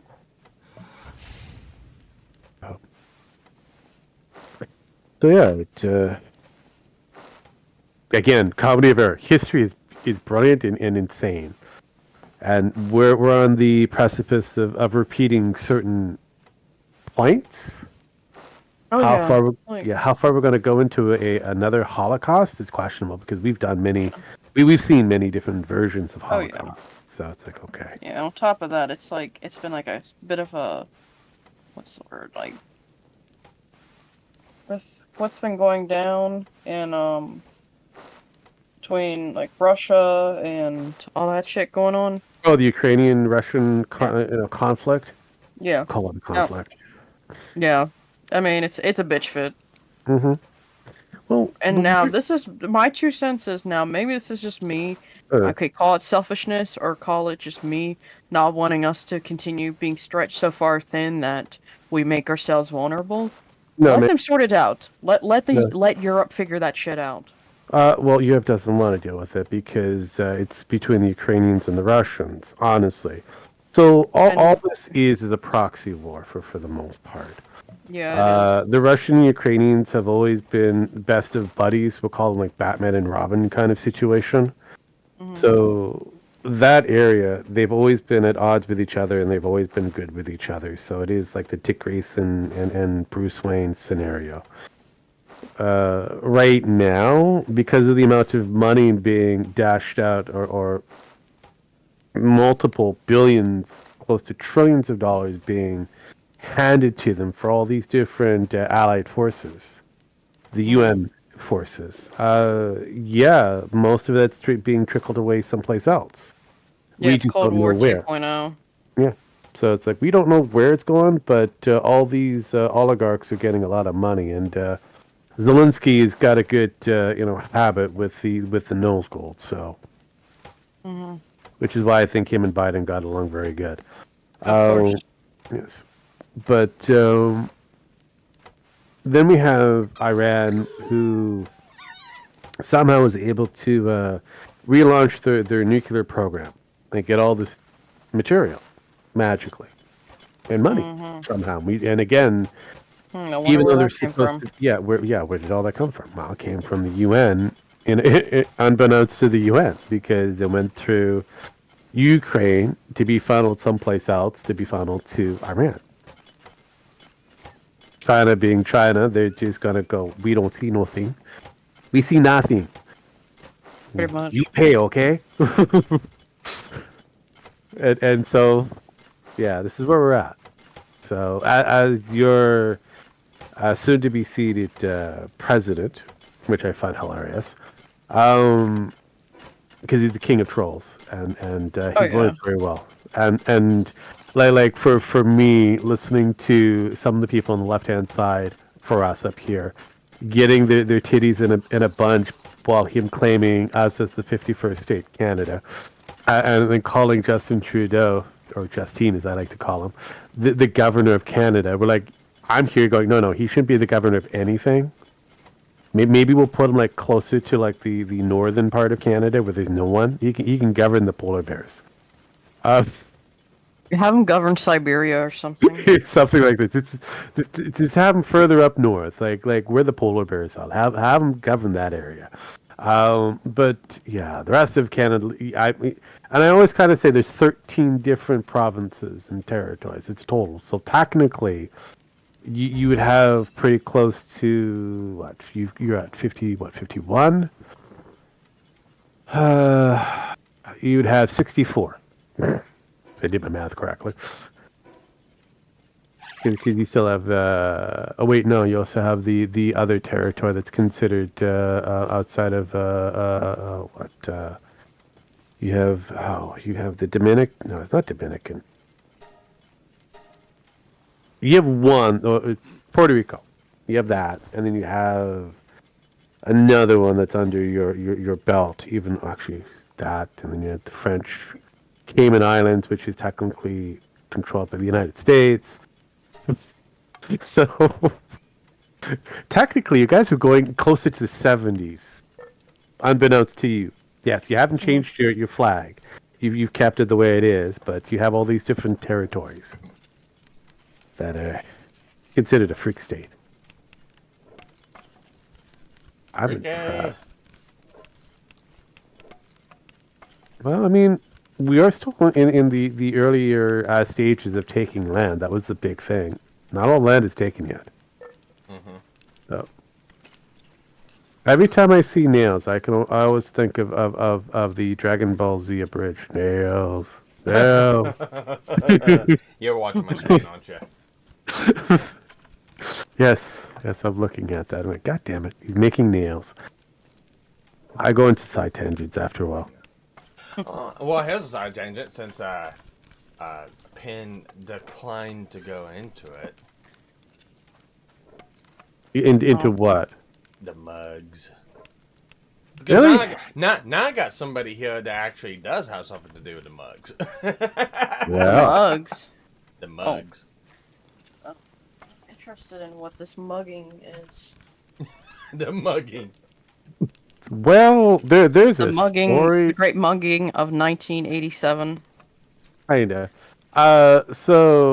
2019, there was a thing called Dragon Con that or one of the other co-hosts and that she wanted to go to, and she decided to drag in Draconith with her and a couple others, and so she decided to do a fundraiser. So T-shirts, mugs, a couple other different things that were supposed to be there to help raise money for them for expenditures. So I sent them my little $60, and all I wanted was a goddamn mug. You can keep the shirt. I just want the mug, because it was the mug and shirt kind of were together. They weren't separate. So I'm like, fuck it, just give me the mug. I'm good. And or was it the shirt? I can't remember. It doesn't really matter. At the end of the day, they do their One in a thing. damn mug. Whatever it is. So at the end of the day, they had a great time for Dragon Con and that, and we're still waiting. The people who donated to this are still waiting to this day for either their shirts, their stickers, or their mugs. Oh Lord. Oh yeah. Do you think anyone's gonna bring it to court? No. It's all internal. We just like to remember about it. She was part of the kind of like one of the fandom portion of the Honey Badger Brigade, which is the Canadian version of the MRA all-female edition. Yeah. Yeah. I remember there was I remember it devolved into a mess. Yes, it still is a mess. But regardless of the factors, so during the Gamergate fiasco that happened, I was kind of elected to infiltrate the Badgers. Because one, they were in my general area at the time. We were still trying to figure out who the fuck the Badgers were, because they just came out of nowhere.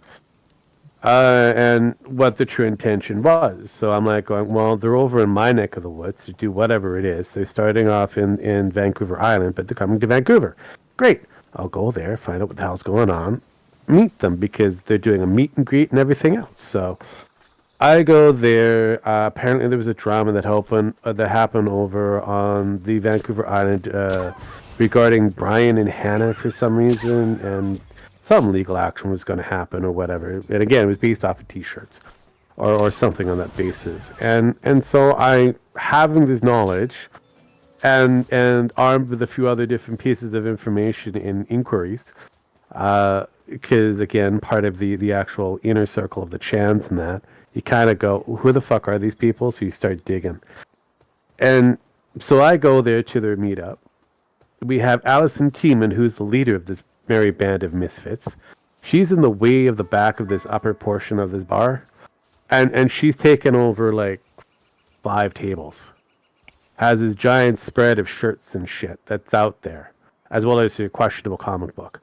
And she's selling her wares while you have Hannah up in the stairwell portion of it, near the open doorway portion, drinking and just communing with people coming in. Brian, who decided to stay where he was, and Heron Strong, who took a far corner, and she was covered by people only that she wanted to deal with, and only go to the bar, pick up her drink, and go back to her corner. No one can actually approach her. She was off goods. It was like weird. Like, okay. So I go there. This kid, this guy that is trying to get a shirt, and he's trying to haggle because he doesn't have the full $20. He's like, well, how about 15 and whatever? And she's like, no. This is supposed to be one of her fans trying to get a T-shirt, and she's like, no, it's got to be the full amount or nothing. So I'm like, right there, the beginning, and I haven't even done a formal introduction. I'm already kind of going, God, she's a bitch. What the fuck? She's all it seems like she's just in it for the money. You think that, he's close to it.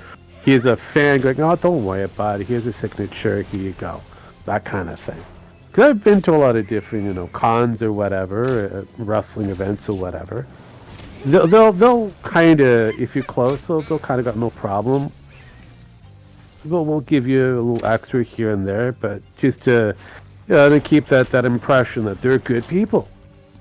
Okay, it's a good salesman. That's basically what it is. So anyways, I paid for the guy's shirt.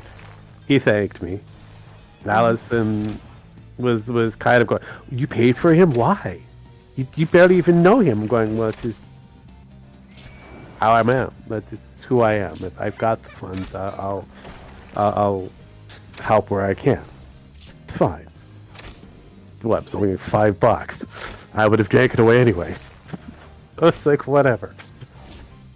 So yeah, we ended up chit-chatting.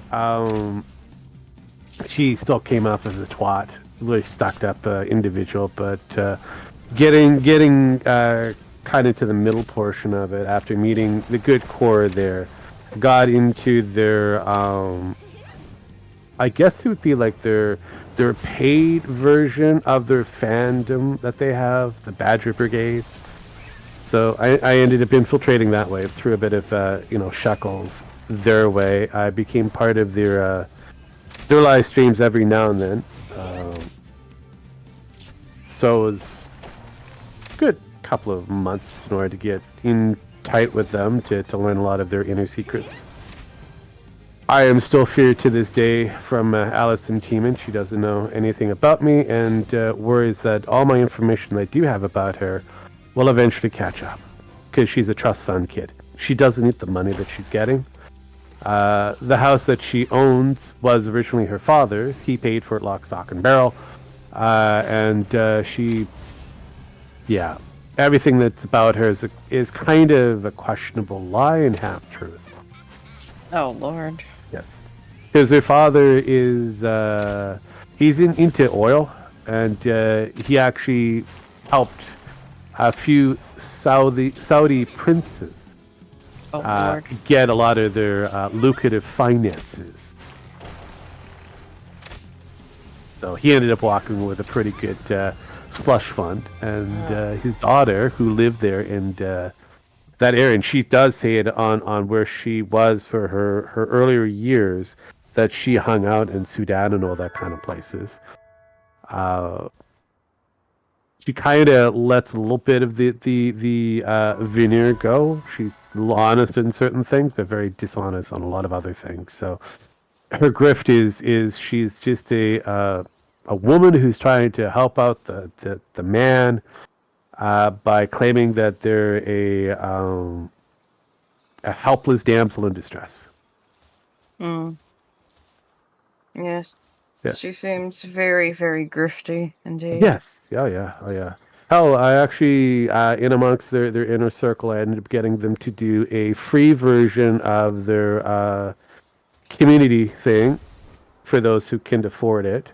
Because who the fuck wants to pay, $20, $50, $100, $150 a month just to be within the tiered group for meet and greets and shit like that, just so they have access to a Discord or a Google Hangout or whatever it is. It just made no sense to me. It's like, if you're supposed to be creating fans, business-wise, you would want to have places where the fans can go that's not going to cost them anything, in case they don't have the funds. And if they do have the funds, then they're going to throw some shekels your way no matter what.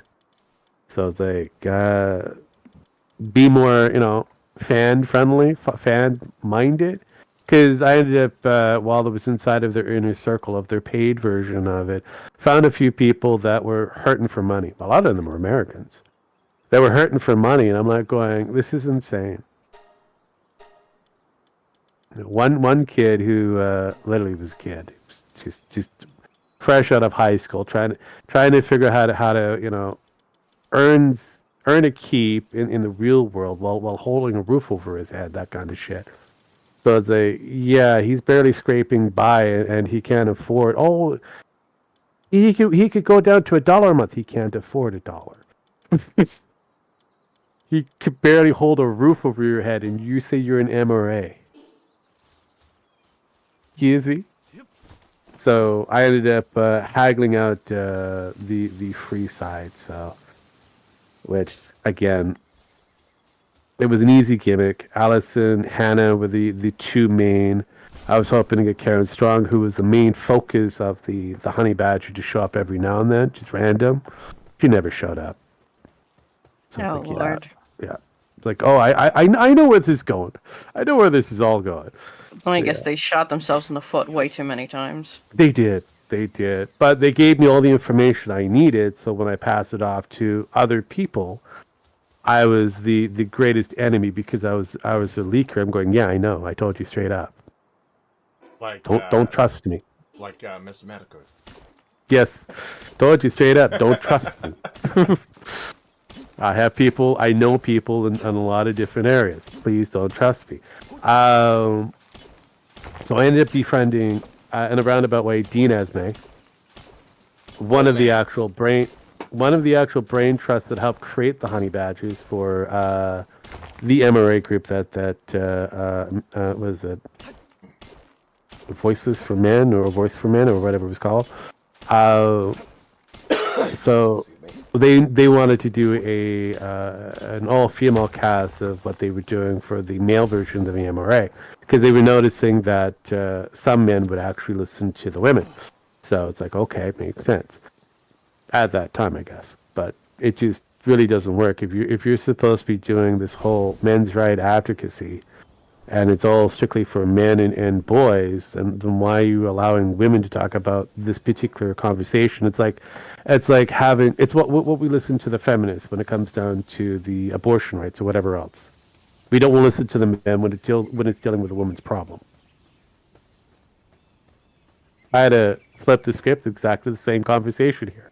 Makes no sense if you're going to go down that road.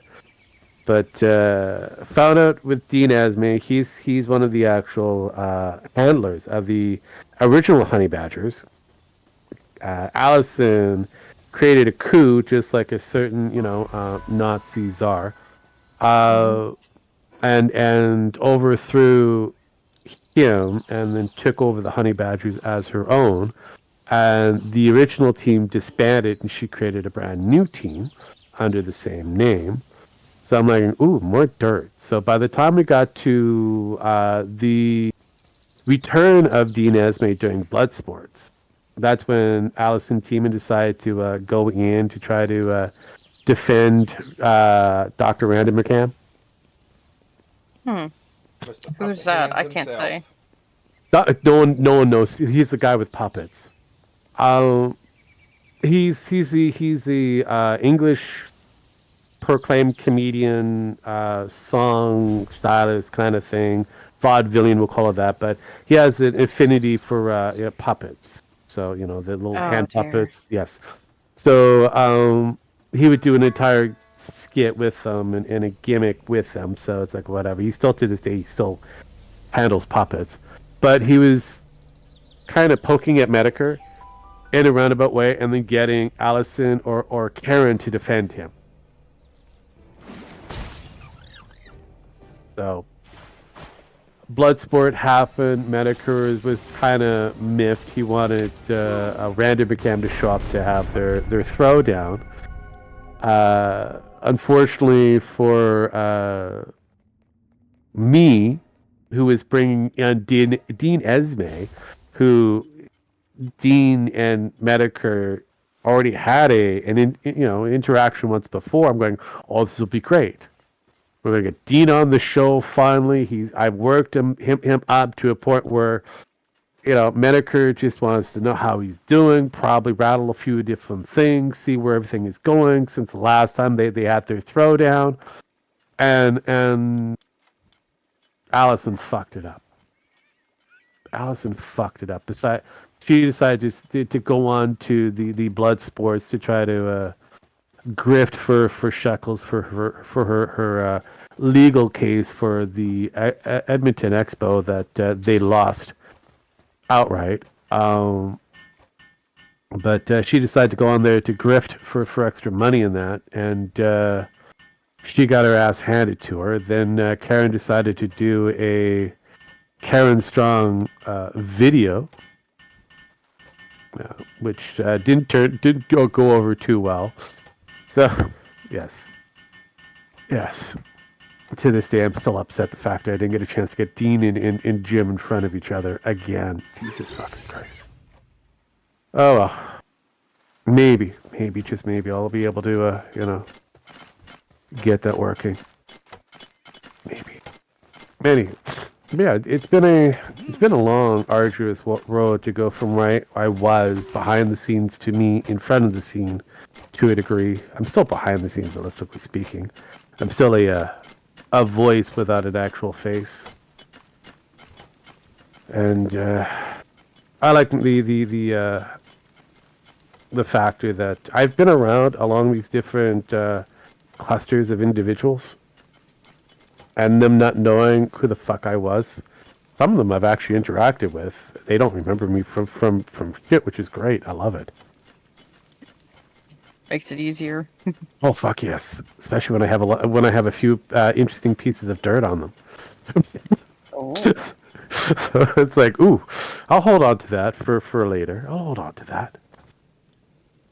A lot of it's easily found on Kiwi farms because somebody like myself might have put that out on one of the chans somewhere that was picked up by a farmer somewhere. I don't know. Oh, no. I know. How would I have known that a farmer would have picked up something from, like, Infinite Chan now, or used to be H-Chan, or 4chan, or whatever the other chans that are out there, that or a forum. It was just randomly leaked somewhere. So, I don't know. Where did that leak come from? We'll I never know. I don't know. It could be a person that I might have talked to, or many different people, but yeah, it was just happen chance. So it's like, okay. But yeah, no, Dev, he started off as a guy that was into anime, and he had his own little weeb anime show that he did for a while. That wasn't cutting, so he decided to get into politics later. Henceforth, short, fat otaku. Oh, yeah. He never gave up that title. He's still a weeb. Yeah. He was a creepy weeb then. He's still a creepy weeb now. So. I know this is going to sound terrible, and allegedly, I wouldn't trust Dev around children. I know. That's why I said creepy. I would trust him around children as much as I would Chris Chan around Barb. Yeah, that is the alleged part. Yes, there's a few. See, all these people that come out and try to bat for the pedo jacket, whether it be Mutatard, as I like to call them, or Short Round. Yeah, they all have some interesting, like Keemstar, good old Keemy boy. Yeah. He's been an autistic individual that call anybody that he doesn't like a pedo. He uses that as a way to discredit them. Yep. So, and now that he's got a larger reach and the ability to pretty much make you a king or destroy you, all he has to do is throw out that pedo charge, and then everybody thinks, well, look at you very oddly. Well, it's like Keemy said it, so it clearly must be true. Yes. Yeah. and that's where it gets kind of problematic because of the factor that. It's just like when he chasing after barely legal chicks. I Yep. mean, they legal. Don't get me wrong, but Well, still but barely they're barely legal. legal. Yes, they just got over the. He's pretty much doing the Leonardo DiCaprio thing. Where he chases after the ones by the second, like they Yep. hit like 18. fucking 18. Yep. He Like holds out until they're either about yeah, 25, then finds a new one. That's Leo's. pretty That's much. Leo's route. Yeah. Yeah. Which is, don't get me wrong, it's I impressive. mean, do what you want, but Yeah. yeah. But don't throw around that you're doing it for a cause. You have a Mm-hmm. you're trying to defend the children from creeps like out there or whatever. When you're just as bad of a creep. Oh, I also love the term freshly 18. That's an interesting one. And that's the new commentary that's kind of claiming this. And apparently you can be a groomer of an 18-year-old now. I don't understand that. Apparently, I thought you were legal, but apparently that's a new thing. So Yeah, it's just like, I mean, it's still kind of weird. Don't get me it is. wrong. Like, if someone's like 40 or 35 or some shit, or Yeah, even heck, even like 29 or 28. correct. Like, if I were to say, okay, say I was single and I went to like, scoop up like guys that just hit 18. Yeah, Most people with a you'd be functioning frontal lobe would yeah. think, that's really fucking weird. It's weird. She's a cougar. Interesting, but wow. You become a little gossip behind the scenes. You wouldn't be, taken to the back quarters to be, Dealt with. heel hauled and all that kind of stuff. So it's like, no. It's like, that makes no sense. But, I mean, they're legal. They're willing to do it. It's whatever it is. It's kind of weird and creepy. But, I mean, I've seen, again, I've been in the movie industry for a good spell as well. But I've heard and seen a few different things that were very unique. Like, for example, when I was working for Lionsgate at the time. No, there was the movie. I was outside of Lionsgate. Well, we were doing what's his face, Twilight, and Twilight. yes, it's going back. Twilight, going back a bit. Twilight. Twilight was filmed in Vancouver. All three of them. Damn. I know. And I was part of the actual cast behind the scenes. So we were dealing with sound and all that stuff. And yes, so the actress that was there, she was 17, and Robert Patterson had an eye on her, and he was in his 20s. Oh Lord. Oh yes, and apparently, rumor has it they were dating while they were filming. So, and Robert Pattinson has the tendency of dating and banging all of his leading stars, female stars. Oh, just putting that out there. I'm trying to remember what her name was again. Yeah. But if I remember correctly, she doesn't really have a range of any emotion at all. No, she doesn't. And she was also apparently dating a producer who was in his 40s, 50s. Makes sense. And that's how she was getting a lot of her parts. So honestly, Go figure. yeah. So it's like whatever. But I'm from a field that has a lot of degenerates, so I'm used to this shit. And now, many moons later, you come to here, 2020 something, 2020, whatever it is, current. This decade from the 20s to the 2030s. You listen to these younglings kind of going, hey, freshly 18-year-old being groomed by this 19-year-old, and you kind of go, wait, hold up. Let me rationalize. You're adding to me different ideas here. I've got to rationalize on what you're trying to say here, because this makes no sense. Absolutely. How can a 19-year-old groom an 18-year-old? Yeah, it's just like, for all we know, they were dating each other before the one turned, like, yeah. I mean, because there are some cases like now, me and my husband, we're like a month apart, pretty much, and our like relationship. Like we're both same age. But there are some cases where it's like, okay, you're dating someone that's like a year and like a month or two older than you. So there's Correct. going to be that inconsistency. Mhm. Okay, suddenly if, you're dating, they turn 18, does that make them a pedophile? No.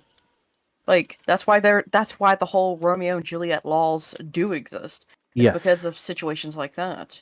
Well, apparently, to this new group of commentards, it doesn't exist. They don't. It's creepy, automatic. They're pedo, so they throw on the jacket of anybody qualifies for that, and it's because of Keemstar. All rolls back to a lovely individual, but it's like it's insane, and I see it often more than not. Like currently, the mooditard, as I like to call him, the issue with Nux, as I also like to call Nux Sucktaku. Honestly, He, I'm all here for Nux Taku's downfall. I I celebrate it. I know, but it's never gonna happen. Yeah. But I will Is say this: I am definitely enjoying the shit show oh that yeah. is fuck, what is his name? Tectone's downfall. Oh yeah. That's a good one too. That's good. No, I mean, I don't mind me. I relish me some chaos. I love chaos. Chaos is a beautiful thing, and I'm not going to wish complete downfall Oh for yeah, everybody because if that happens, then who am I supposed to laugh at? true. I won't have anybody to point and laugh outside of Sparky. But then he hasn't created a lot of chaos yet. So I give him time. But no, it's the next thing that was never going to happen, no matter how much. Because Keem knew about it and kept it hidden for the longest time until recent. Yeah. And, The only and way I see Nux getting like the biggest downfall of his life is if, say, like, fucking, okay, if I'm gonna guess, maybe, I mean, it's unlikely. Turkey Tom does a video on him. He probably already has. he has a problem. And Moist Critical. Moist Critical, yes. Turkey Tom, no, because Tom himself has some issues. So, Oh yeah, he's a lolcow himself. right. So It'd be friendly fire. It would be. It'd be just like, what's the point? Because if he does it, then he opens himself up to a lot of different things that have been questionably rumored. Because he's already. He's already allowed his wife to, have a relationship with Lyrics while they were, in a quote unquote open relationship. The Lolly King himself. Mm-hmm. Lolicon Lyrics, and he got christened into adulthood because of said Turkey Tom's wife. So don't know about that one. Maybe you can classify that as grooming, but that's a whole different conversation. So yeah, I can't say I'm surprised. It's Turkey Tom's piece that ends up, cucking. Yep. As well as Turkey Tom has a thing with Destiny, and it's questionable whether. Yes, it's questionable because Destiny came out. Well, we all know that Destiny's bi, but it was just recently eked out that Destiny has a thing with certain guys. He likes to be very submissive and has an oral fascination. Oh, so it's hand jobs all around. Kinda, yes. And it's rumored whether it's Turkey Tom or Nick Fuentes that was orally serviced by one Destiny. I'm gonna be real with you. I'm gonna put my money on Nick Fuentes. Same here. Like that shit is too funny. It would be, it is. But at the end of the day, it doesn't matter. It's just rumor and innuendo. It's just funny how all the way around. But it just so happened that two of them kind of line up together roughly at the same time frame because Destiny was in the same area of Turkey Tom, and Nick Fuentes came over to do a meet and greet live kind of meet and greet with Destiny, and they were sitting side by side. during this thing, so it's very questionable whether that was kind of a Nod to mutual. it. Yeah. So we don't know. We don't know exactly what was going on, but there has been some questionable leaks because Destiny ended up talking to somebody in his Discord who is an OnlyFans girl Oh boy. and spilled a lot of tea, and somehow that all got leaked out. Yeah, he doesn't know gets how it got spicier. leaked out. Just like that. It was just like somebody, a friend of his, a really close friend of his, they got hacked into it. All this information got leaked out, according, Mm-hmm. like yeah, right. But no, it's interesting. Unfortunate happen chance. Yes. I'd say. So yeah. So it's been interesting. So yeah. Tom had to. At first, he was told to defend, because Nicholas Double Stuff D Oreo demanded that to be a thing, as well as Kimi, Cream Star, and now that Destiny is pretty much somewhat open pickings, Turkey decided to Flip. pull the trigger, but he was kind of light on that one. Yeah. So he didn't fully, go whole hog. Didn't make sure, there was just enough that wasn't going to kill his internet daddy. Yeah. He was too busy watching his, girl end up getting the whole hog by some other guy. With some other guy, yes. So it's like, he's got to be extra careful. He could say something that's current, but not everything. But yeah, there's still a lot more with that group. And the sad part is like Nicholas Diorio, who is in control of everybody who's in current commentary. He's like the godfather of commentary, and then you have Theme, who is pretty much the kingmaker because he was the troll king for a while. The gnome. Yep, you got her. And so the two of them together, they think that they've controlled a certain area of the internet. Which is, I'll say yes, they do. But to a degree, yeah. Yes, I will agree, they do. But they don't have full control of a lot of that area. So, and so they've been trying to groom the next generation. So they've got certain people that are in line, or have been created to be in line because of certain dirt that they have on them, certain areas of blackmail. So at any given time, if Nick feels like they've overstayed their welcome or got too big for themselves, he'll just pull the trigger and try to destroy them. Yeah. I think the only person in commentary that, like, on that whole sphere that doesn't drive me crazy, in all fairness, I think it's because he, he steps in, says his piece, and then leaves, is probably Ruin Leon. Yeah, Ruin Leon is pretty good. I feel like yeah, Chud Logic has his moments every now and then, and you have Mr. Sen's another one. But Sen seems to be on kind of going in the whole gym route at the moment to a degree. He's trying to get his gym arc going on. So I'm kind of curious on. Well, yeah, because he's borrowed the gimmick of a hat for your hat. So it's like okay, I get it. I get where he's trying to go. But he's got a lot of dirt on Double Stuff and a few others. So wait for Nintendo to make Pokemon look like this. You're gonna have to wait for a very long time, Elite. You're gonna be waiting for maybe 40 years. They'll have to get rid of Game Freak before they can actually make it look this good. No, the only way I see Pokemon ever being good again is if they hand it off to, like, the first-party devs, like, specifically, like, the Mario team or the Zelda team, or heck, even the Xenoblade Chronicles teams. Actually, I'd probably give it to the same people who do, like, what is that animal game? Animal Crossing?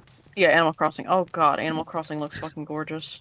I'd probably give it to that team, but give them a little bit more of a couple of people whose in the more the higher end 3D animation. Yeah. But realistically, yeah, give it to that team because they have an idea of what's going to be appealing for a wide swath of players from young to old. So Yeah, because like Animal Crossing New Horizons, it is one of the nicest looking games on the Switch. it And I is. It know a is. lot and I know it's kind of hard for something to look good on the Switch. Yeah, I know because that's I picked up the Breath of the Wild and kind of got bored. I'm not a huge Zelda fan, but they said, "Oh, this is more of a open adventure style." I'm like, "Okay, maybe I'll get into it." I'll be honest, I hate open world games. I'm so tired of open world games, No, I guess. especially in Pokemon. It's overdone. Sometimes structure is necessary. Hang on, they come back and said, well, the next system has 12 gigabytes of RAM, which is more than Xbox Series S, but they don't know what to do with all that power. Also, do you guys like Noxmon? Nexomon? I played Nexomon. It's not bad. It's actually pretty good. It actually kind of reminisces to old classic Pokemon. Do you guys remember the flop that was Temtem? Yes, I remember it. Yes, I played it a little bit. It was weird. I'm so mad I backed that. Because it was back then I really wanted a Pokemon spiritual successor. Yeah, I mean, I'm being told to play Cassette Beast. I don't know. But I ultimately, I just ended up picking up PalWorld because pals plus guns. Yeah, no, I mean, the moment I found out, well, one, I've known about Pocket Pair for a while, and I played the Craftopia, which is kind of similar to this, but a little bit, kind of like, I want to say it's a mixture of Breath of the Wild mixed in with a take of Pokemon, because you're actually capturing real animals that exist in this. So it's like an elephant and giraffe and all that kind of stuff. And it wasn't too bad. It was okay. So Harvest Moon almost. Yeah, it was kind of on the basis, but you had that ability because it was kind of like an open world-esque. You traverse using motorcycles and a few other different things, so it had those moments of fantasy, real kind of a mix. So I knew about them, and when I heard that they were doing something called this, PalWorld, I'm like going, PalWorld. So I looked into it, and I'm like going, Pokemon with guns. I'm sold. Well, I know what they're like. I'm not expecting this over-the-top type thing, and they over-delivered in my mind. Yeah, as far as I'm concerned, here's Pokemon's problem. They got a formula that has worked for them for decades. Yeah, I know. And then I gotta change it. No, I can't. They gotta add on to it with like visuals and stuff like that. Mm-hmm. But the closest thing that they got to this was Legends Arceus, and even then, it's meh. Yeah, I know. I like this kind of gameplay better in Legends Arceus. The true open world concept with everything that's in it. The problem is I hear, oh well, they gotta do better next time. They gotta do better next time, and then we get chibi-esque style people in what was it? Oh yeah, the BDSP. Yeah, that was and the Pearl and Diamond remake. Mm-hmm. Pikachu and Eevee was Pikachu and Eevee. I think was good. I really Let's go liked the Pikachu. Let's go Eevee. I actually own both of those, and it's actually I did too. I just haven't played them yet, but I know the story behind it. I like how they added green into it. No, I do. Yeah. I do like that version better than the Pokemon Sword and Shield and the other one that's just. I played a little bit of it and I got bored. I'm done. I don't like all of the wild things that they're doing with so Mega Evolution. I was kind of like on the fence up. It's like, okay, this is basically just Digivolution. Yeah, the because I'm saying going. It's like, okay, you're wanting your Pokemon to go through a physical change, but it's temporary per battle. Okay, in this world, this concept, it doesn't make sense. It makes sense for Digimon, the digital monsters. It doesn't make sense for Pokemon. To me, it's like they evolve. That's permanent. Yes. So I find the Mega Evolutions cool, but I just find it kind of distasteful. Yeah, it's a little limited. It makes no sense. I really just dropped the game whenever it came to the Giga or the Gigantamax. Gigantamax. Yeah, Yeah. when it came to the Gigantamax up, I'm like, this is done. I'm done with it. Oh yeah. Oh yeah, I agree. So I don't like concepts like that. Well, it's kind of like with Yu-Gi-Oh too. It's like I like the base game for Yu-Gi-Oh, but then when they start doing like pendulum summons and synchro summons was okay. yeah. Synchro summons okay was a good add-on mechanic, but like pendulum summons and then they added like 5 or 6 more different ones. I'm like, the game's just become too complicated to follow now. It's like, nah. But Pokemon's never got to do it. I know. They can do this game. Hey Vicky, how you doing? Hey Vicky T. They can do this game. Snowstorm. You got snow? Do you bring some maple syrup with you? Anyways, they had the capability of putting this game on the Switch.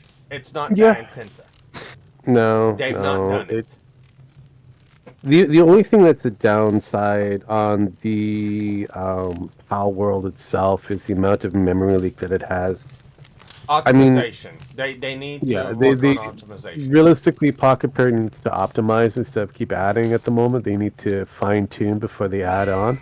Because right now we're running the same kind of issue that I see for 7 Days to Die. The game has little graphical updates or the sprites get changed out a little bit, but the same issues are still around. The same bugs kind of appear. So I was like, yeah, you need to fix a few things.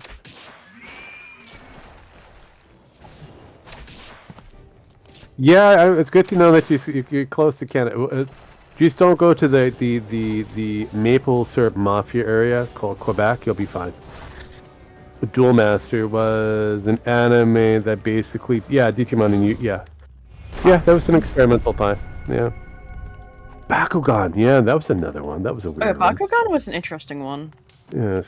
Yeah, but with Yu-Gi-Oh, I played up until Synchros, and then once they started adding the XYZ nonsense, I said, "All right, I'm out. I'm completely confused. I'm going to play Magic. See you guys later." Yeah. Pretty much that. Yeah. Yeah. Yeah. Yeah, I was kind of the same way.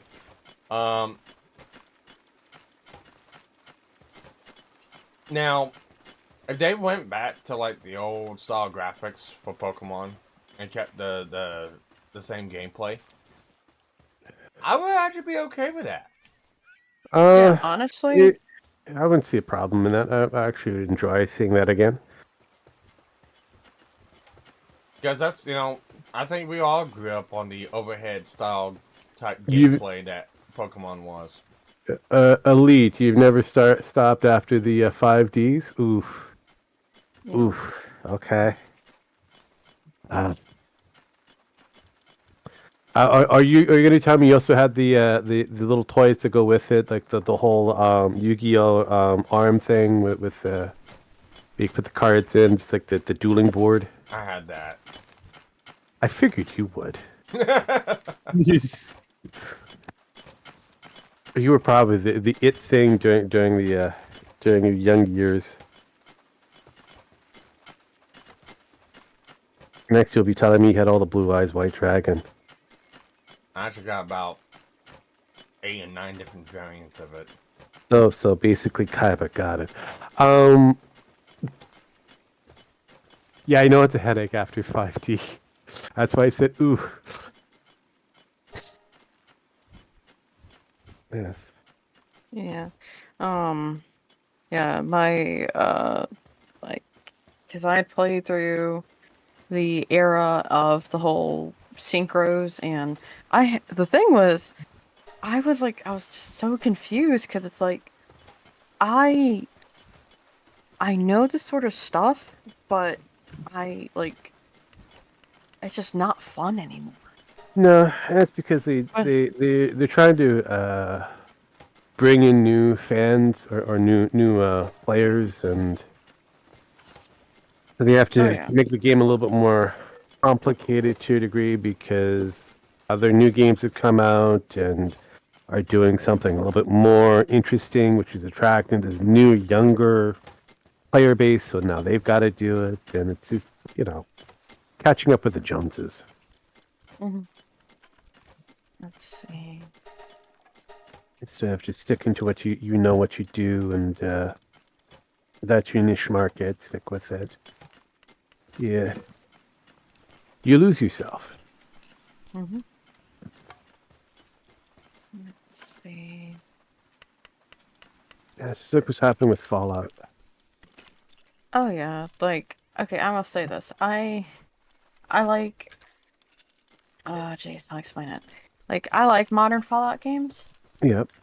but I won't deny that there is something lost in sort of the translation Yes. of, like, not just it switching from 2D to 3D. Yeah, from the but also the first two games into Yeah. 3 and New Vegas. Mhm. But there's also a how do I explain it?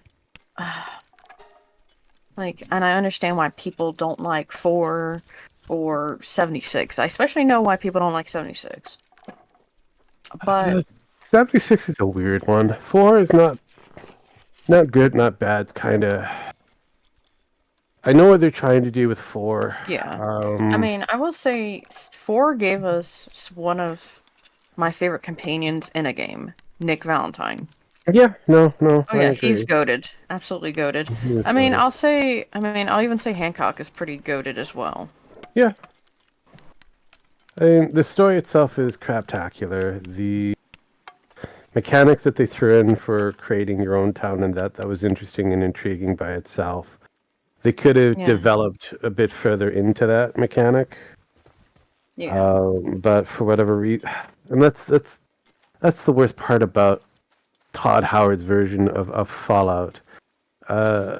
3, 4, and 76 have really terrible stories. Oh, yeah. Interesting mechanics and ideas, terrible stories.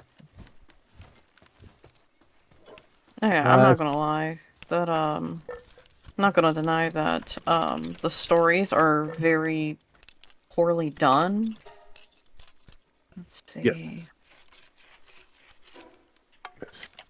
But I really do like but I do love the gameplay of 4 and 76. Yeah. Like, it just feels a lot cleaner. It is a bit but Like, again, gunplay like I is said, good. yeah, of course. But again, it's kind of, I mean, in 76 the gunplay is kind of iffy. 4's got a little bit better gunplay. It's just they are improving over the time, but right now I really think that somebody else needs to really focus on making a better version of Fallout than what's ever left with Bethesda. As for Fate, yes, I have played a game called Fate. Are we talking about the one that the single player that came out in 2005? Or are we talking about the thing like Fate Zero and that, because that's a completely different game altogether? So I'd like to specify before I go into a tangent on that one. Because that one's Fate Zero is based off of an anime that has a companion game. So whatever that is, they're elite. Specify. You said yes, so yes to which? Yes to the okay, thank you. 2005. Okay, then that's a single player one that I played it. Wasn't it done by, what was the group? Wild Tangent or Wild Studios, something like that. Wasn't too bad. Basically, what is it? Best way was you had randomized quests in the beginning of the game as you kind of assumed the role of one of the adventure types that were available, and it's more of a dungeon diver type game. Wasn't too bad. It's actually pretty decent. I guess it would be like the earlier stages of what we consider Diablo. because didn't have any multiplayer, if I remember correctly. I think it was just a solid single-player game, but yeah, it was in the same kind of vein of either NetHack or Diablo. It was actually pretty decent. It's actually pretty decent for casual. I enjoyed it every now and then. So yeah, I will. I'll have to say it's good. Question: Needle pulling dread. How do you obtain the soft PAL bed?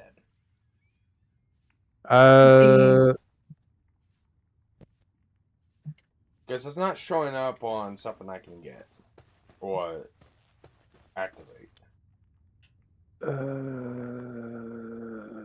They changed a few things, and I'm expecting a change soon again. So, it should be within your roster of things, because I know they added in the peristyle in that. Should be in your roster of your tech. I think they renamed it.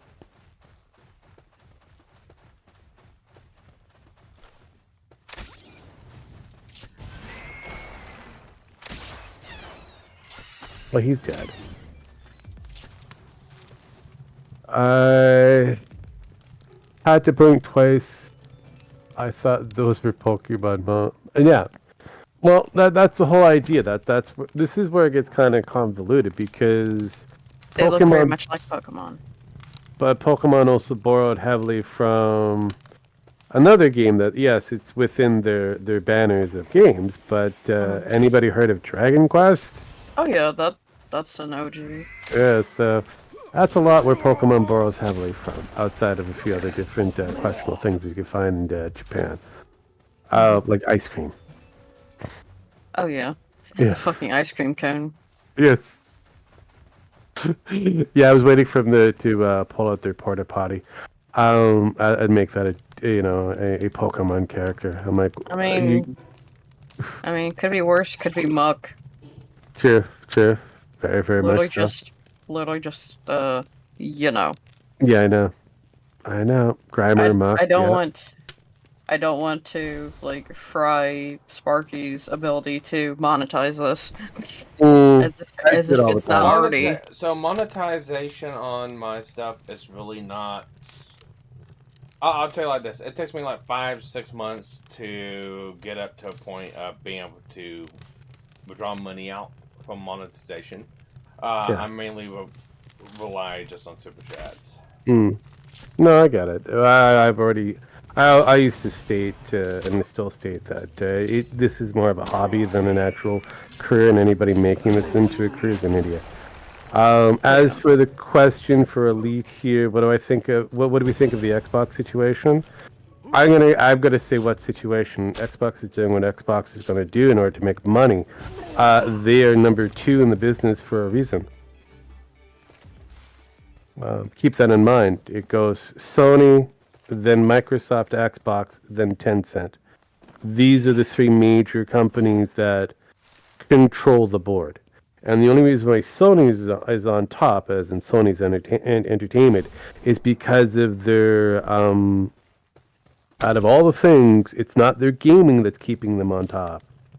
It's their electronic sales and the movie studios. Otherwise, they would be on number 3. Mm-hmm. Think of that one. So Xbox, I knew the direction where they were going the moment that they made the Xbox One, I think it's called, the universal place to go for it used to be the cable box to go. It was the automatic full entertainment system. You watch movies, you watch TV shows, you play your game right there. I knew that was going to be the direction that they were going to try to go.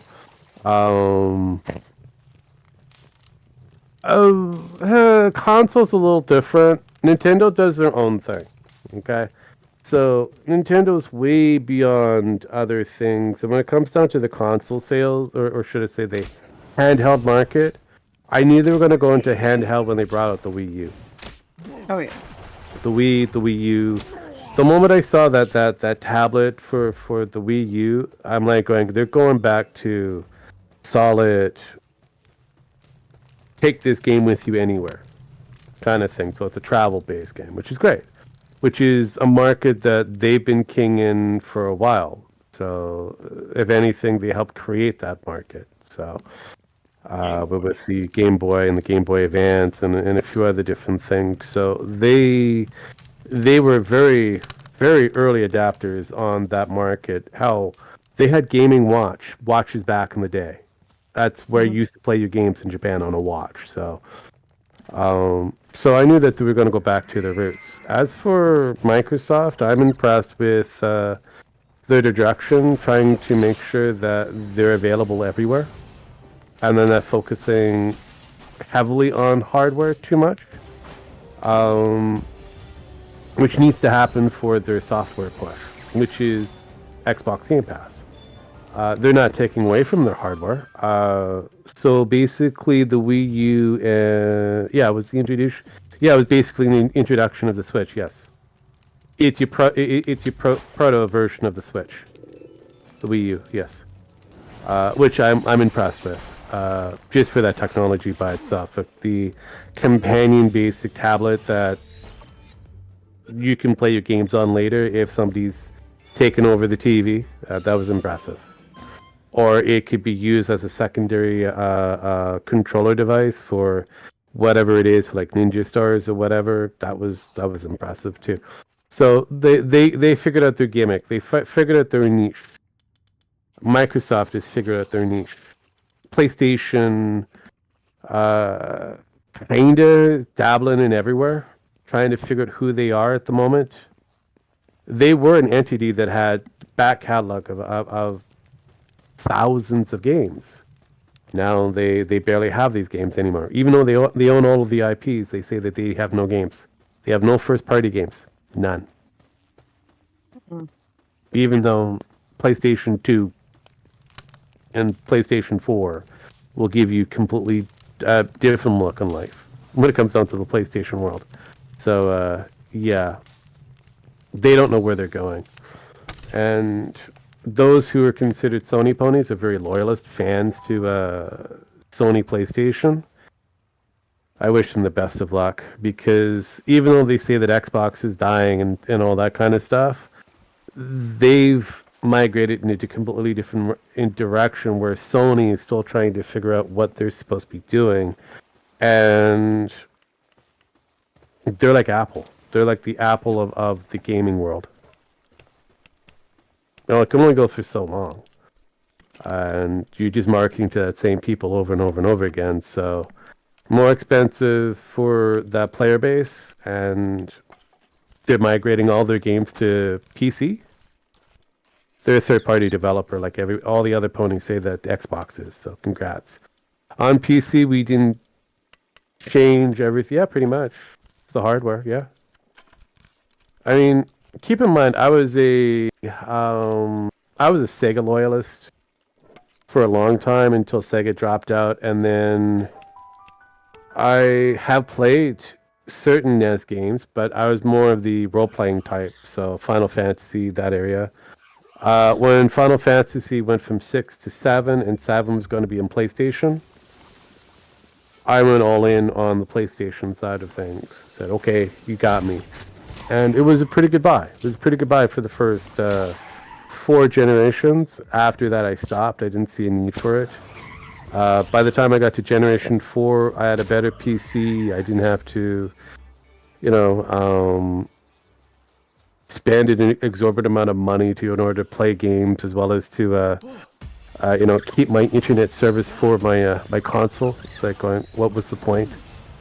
So I became more of a PC elitist, if you want to call that, from the mid-set of PlayStation 4.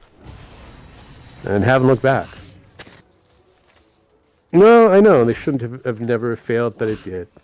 The core reason of why is they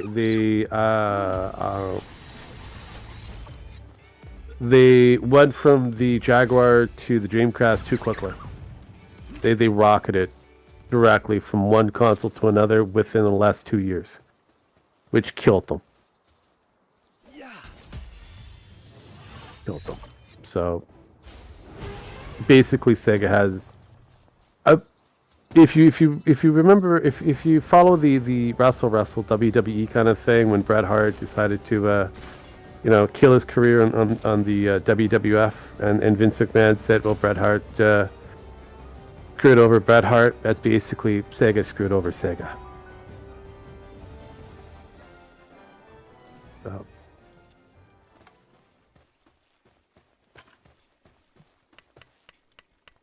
Yeah, honestly, if Sega didn't fumble the bag so hard, Mm. they could possibly still be in the game.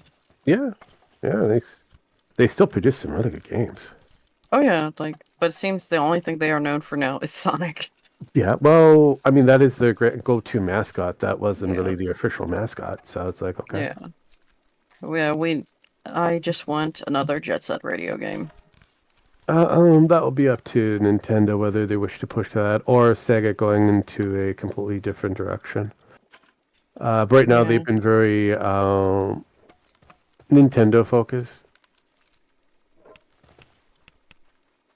So, and again, I don't disparage them realistically. I mean, they know where their butter is being, their bread is being buttered, so it works for them. Oh, was this Saturn? It was Saturn. I said Jaguar. It was Saturn. God damn it. Saturn to Dreamcast. I'm thinking of Saturn was interesting. Yes. Well, the Saturn had potential, but they pushed it away too quickly to bring in, because that was when the 32-bit era was coming in, and they had a good catalog of games. That there was over 1,000 games, and the moment they canceled Saturn to bring in Dreamcast, which was pretty much doomed. Because it was weird, because you just got the Saturn, not even 2 years in, you've got this new console. Yep. And no games for it. No games really ready for it. I was like, yeah, you screwed the pooch. You screwed the pooch. Yeah. I mean, eventually they had some really good ones, like Indiana Jones and the Infernal Machine. It's actually not too bad. But, yeah. It died quickly. It is what was. But, no, yeah, getting back to the... I mean, them coming up with this console probably be an interesting idea if they actually decide to go back into the console market, but they make more money as a third party, definitely. They make a hell of a lot of money.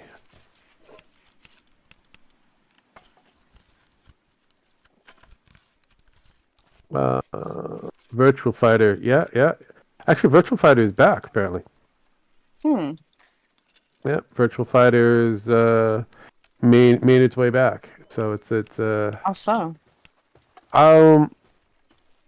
There's a new release. I think it's Virtual Fighter 5 that's coming out soon. Yeah, it was put out in the Game Awards. The questionable Jeff Keighley's corporate fluctuations that they do every year for whatever the company game is going to be spotlighted. Like this year's winner was Astrobot. Yeah. Yeah, they put out the trailer for Virtual Fighter. So.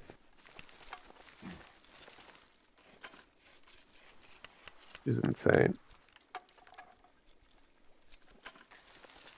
So, yeah, I've got a couple of game consoles in the house. Some of them need to be repaired. Other ones it's just I got around for collection. Yeah. I collect old retro games and consoles. You do that. Also buy them broke, repair them, and flip them for a profit.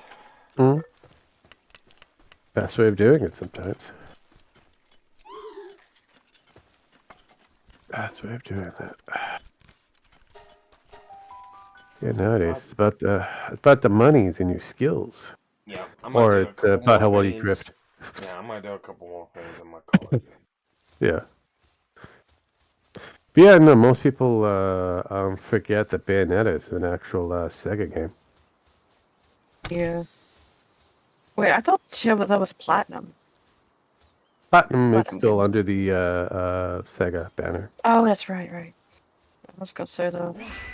Yep. Honestly, I've been yapping about this for like 2 fucking months now, but Yeah.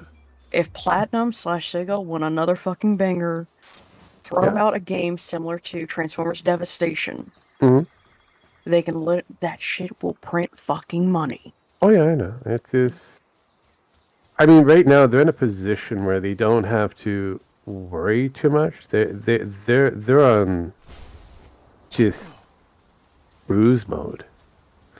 They can take the time, make whatever they need, fix whatever game available for like Nintendo, whatever. They're good. They're good. It's like, all right, I get it. I mean, if you don't have to worry about,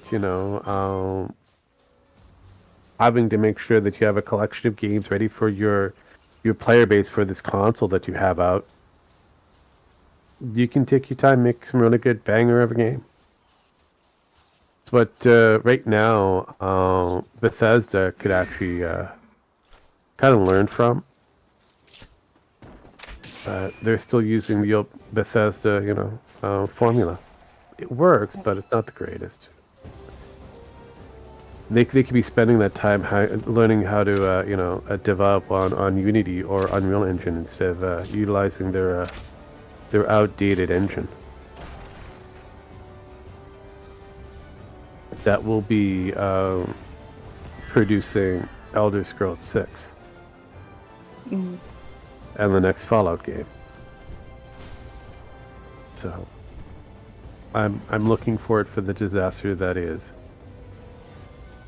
And how quickly it'll be modified, very, very quick. There were going to be another Sega well, I mean, there was, but there's supposed to be a lot of different things, but they bankrupt very quickly. Oh yeah, the Sonic movie, yeah. Actually, Nintendo prints money off of that. So I mean, Nintendo and Sega, they print money. They print money. And the Sonic movies aren't the greatest movies, but they are interesting. Oh yeah, me and my husband, we plan to go see the third movie. Yeah.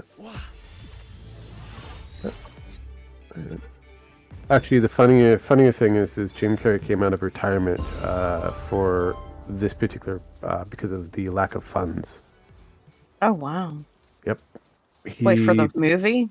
Yeah. No, for him, he's personally out of funds now, and he had to get himself out of retirement so that he can earn his monies back. Yeah. Whatever he went on record said that he was not going to be. Yeah, reprising the role of Robotnik. Yeah. So. Yeah, he's done a great job. Robotnik. Yeah, he gets to play his father and his, and him. And the upcoming one, so he gets to play a dual role. Actually, it would be a trio role, because he's done that before. But, yeah. So, it should be interesting. Whether it be the last one for the trilogy, or if they're going to continue with the ongoing franchise.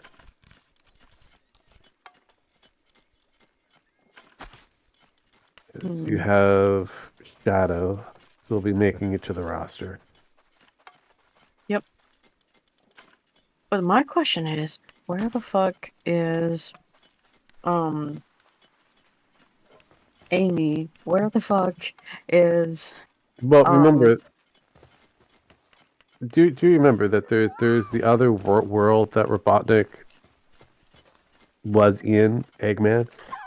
Actually, both Robotniks were in, technically. Because you'll probably get more of an explanation on this one. I'm not going to be saying exactly how much. I have seen the script. So, another film that's up here in Canada. weird things we get to see. Especially when you have ties with industries up this way.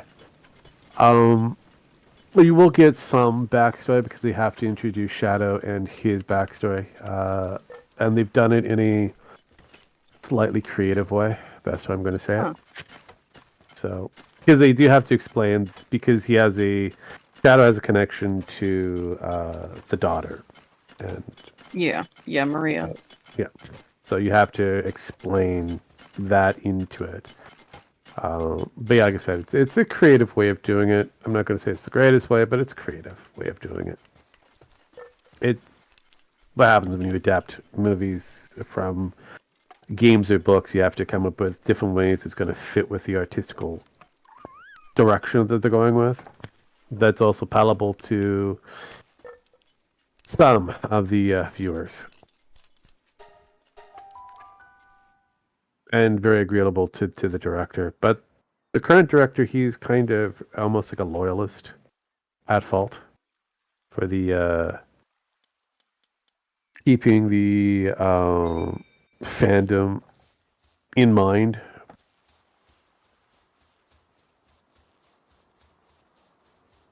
So I don't blame him. No, I mean that's the reason why the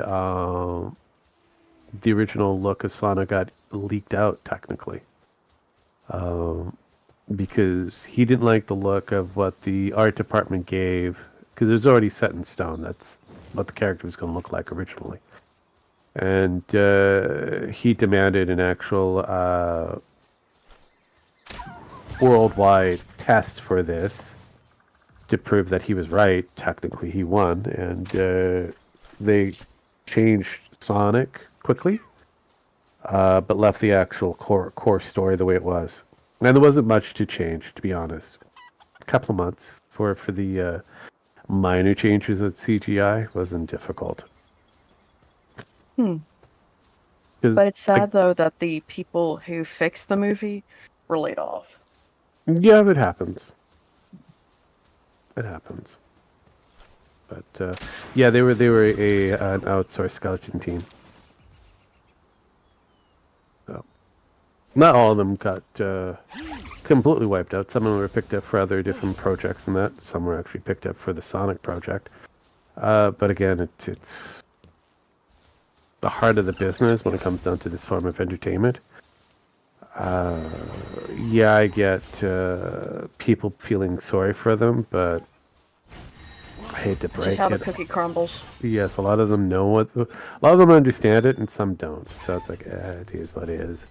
It's like I know a few people up here that worked on the CGI version of Bob the Builder, the one that's supposed to be the newest one. Oh dear. Yes. Yeah. It does not evoke confidence. No. So, like I said, I know a few that are in different areas of the industry, and I kind of go, yeah, CGI is not bad. It's really more of a kid element of it, but it really takes away from what it started off as. But it appeals to this generation or that generation of children that want that. So, gotta go with it.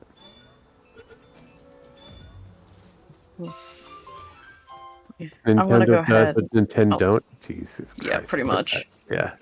Yeah, that's an oldie but goldie. I know. Yeah, I'm right? gonna go ahead and dip out because I need to, go to sleep. But also, I worry about the fact that my husband is trying to sleep.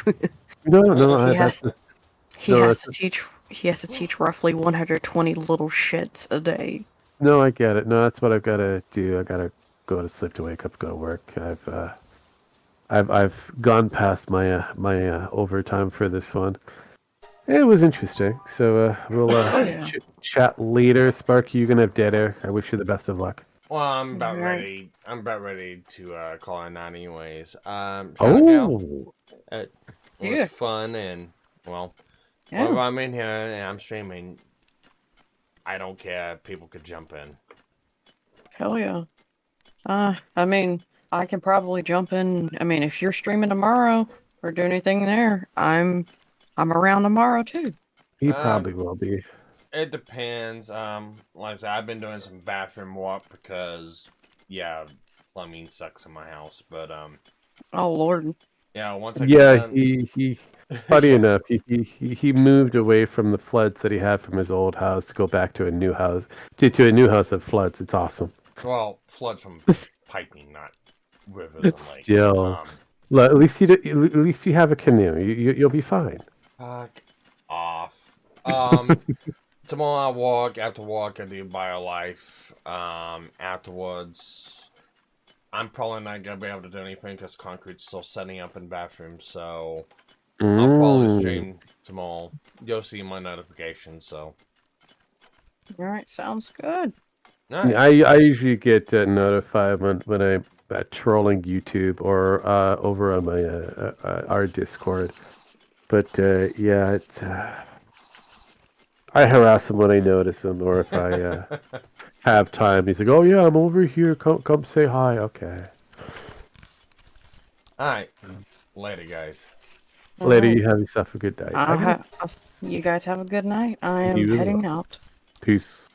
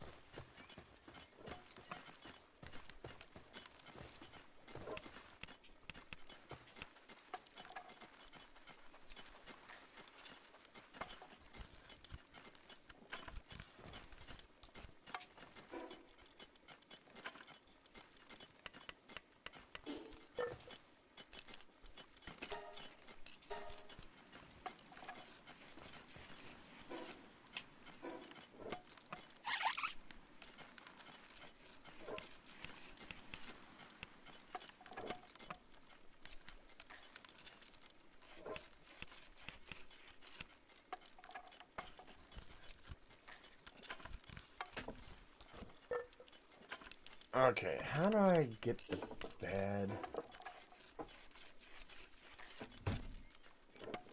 Alright.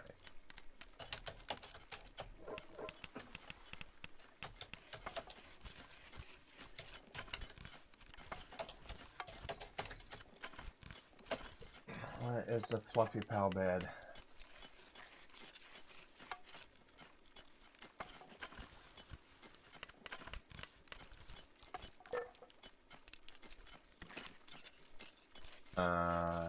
How to craft. Benefits, how to unlock.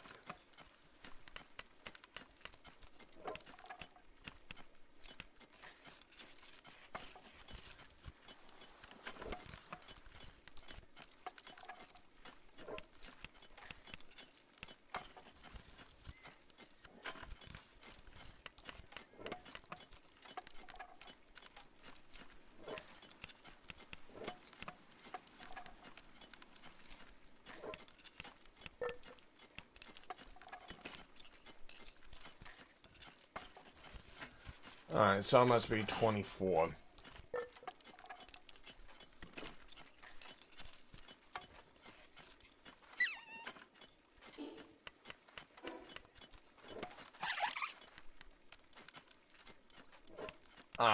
Duh, it's right there.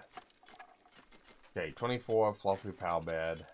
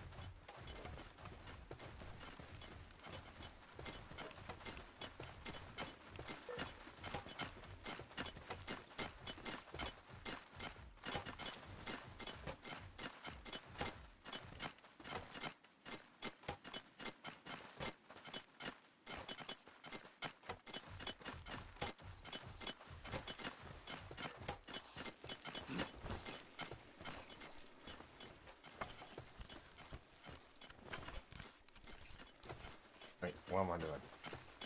Put the organs in here, I think. Yep.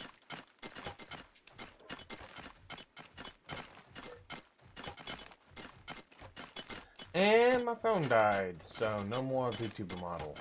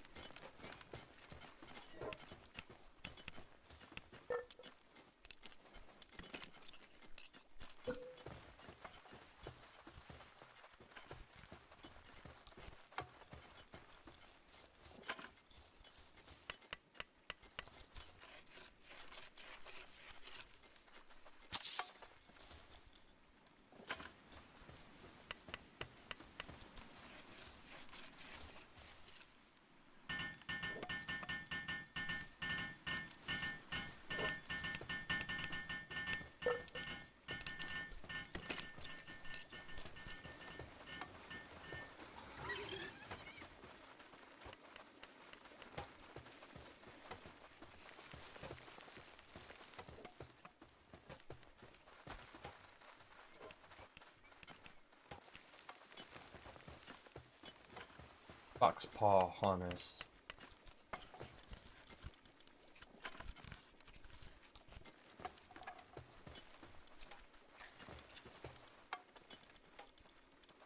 Okay. Put that there, put that there.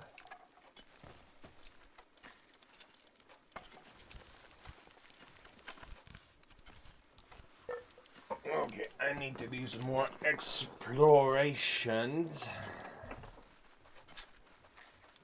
I'll go back to live stream.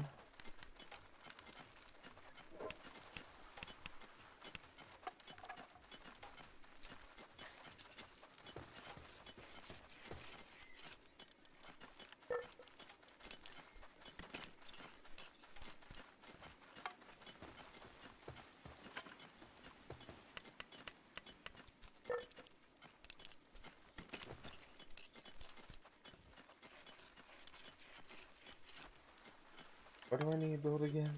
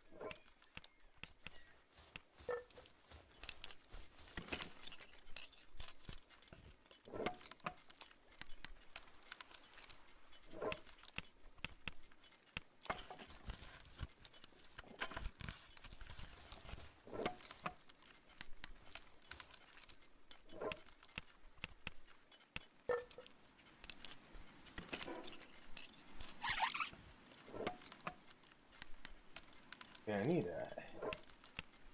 Eater.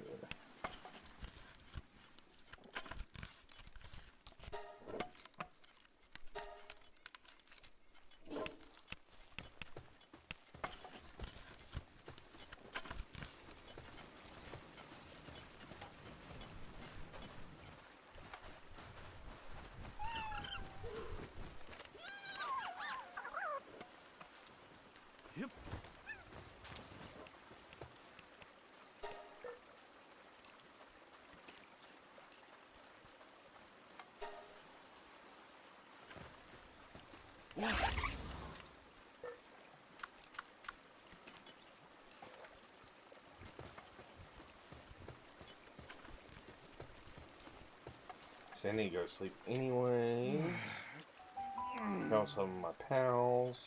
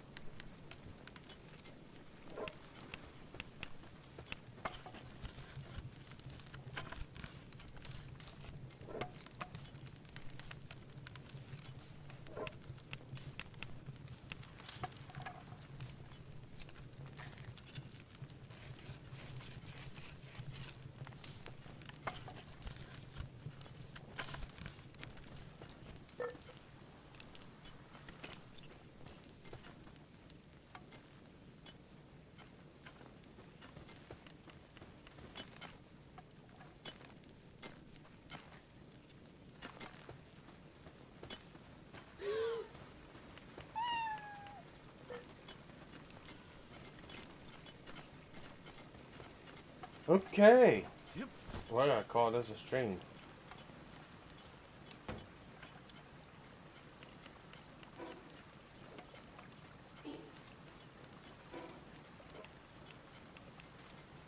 Let's see, how far have we gotten? We've gone in a ways.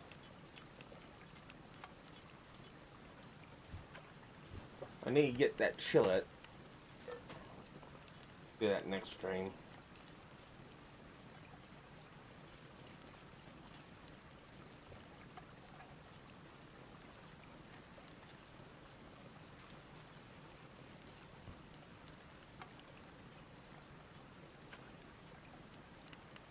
Okay then. Thank you everyone for joining. And see you guys on the next one.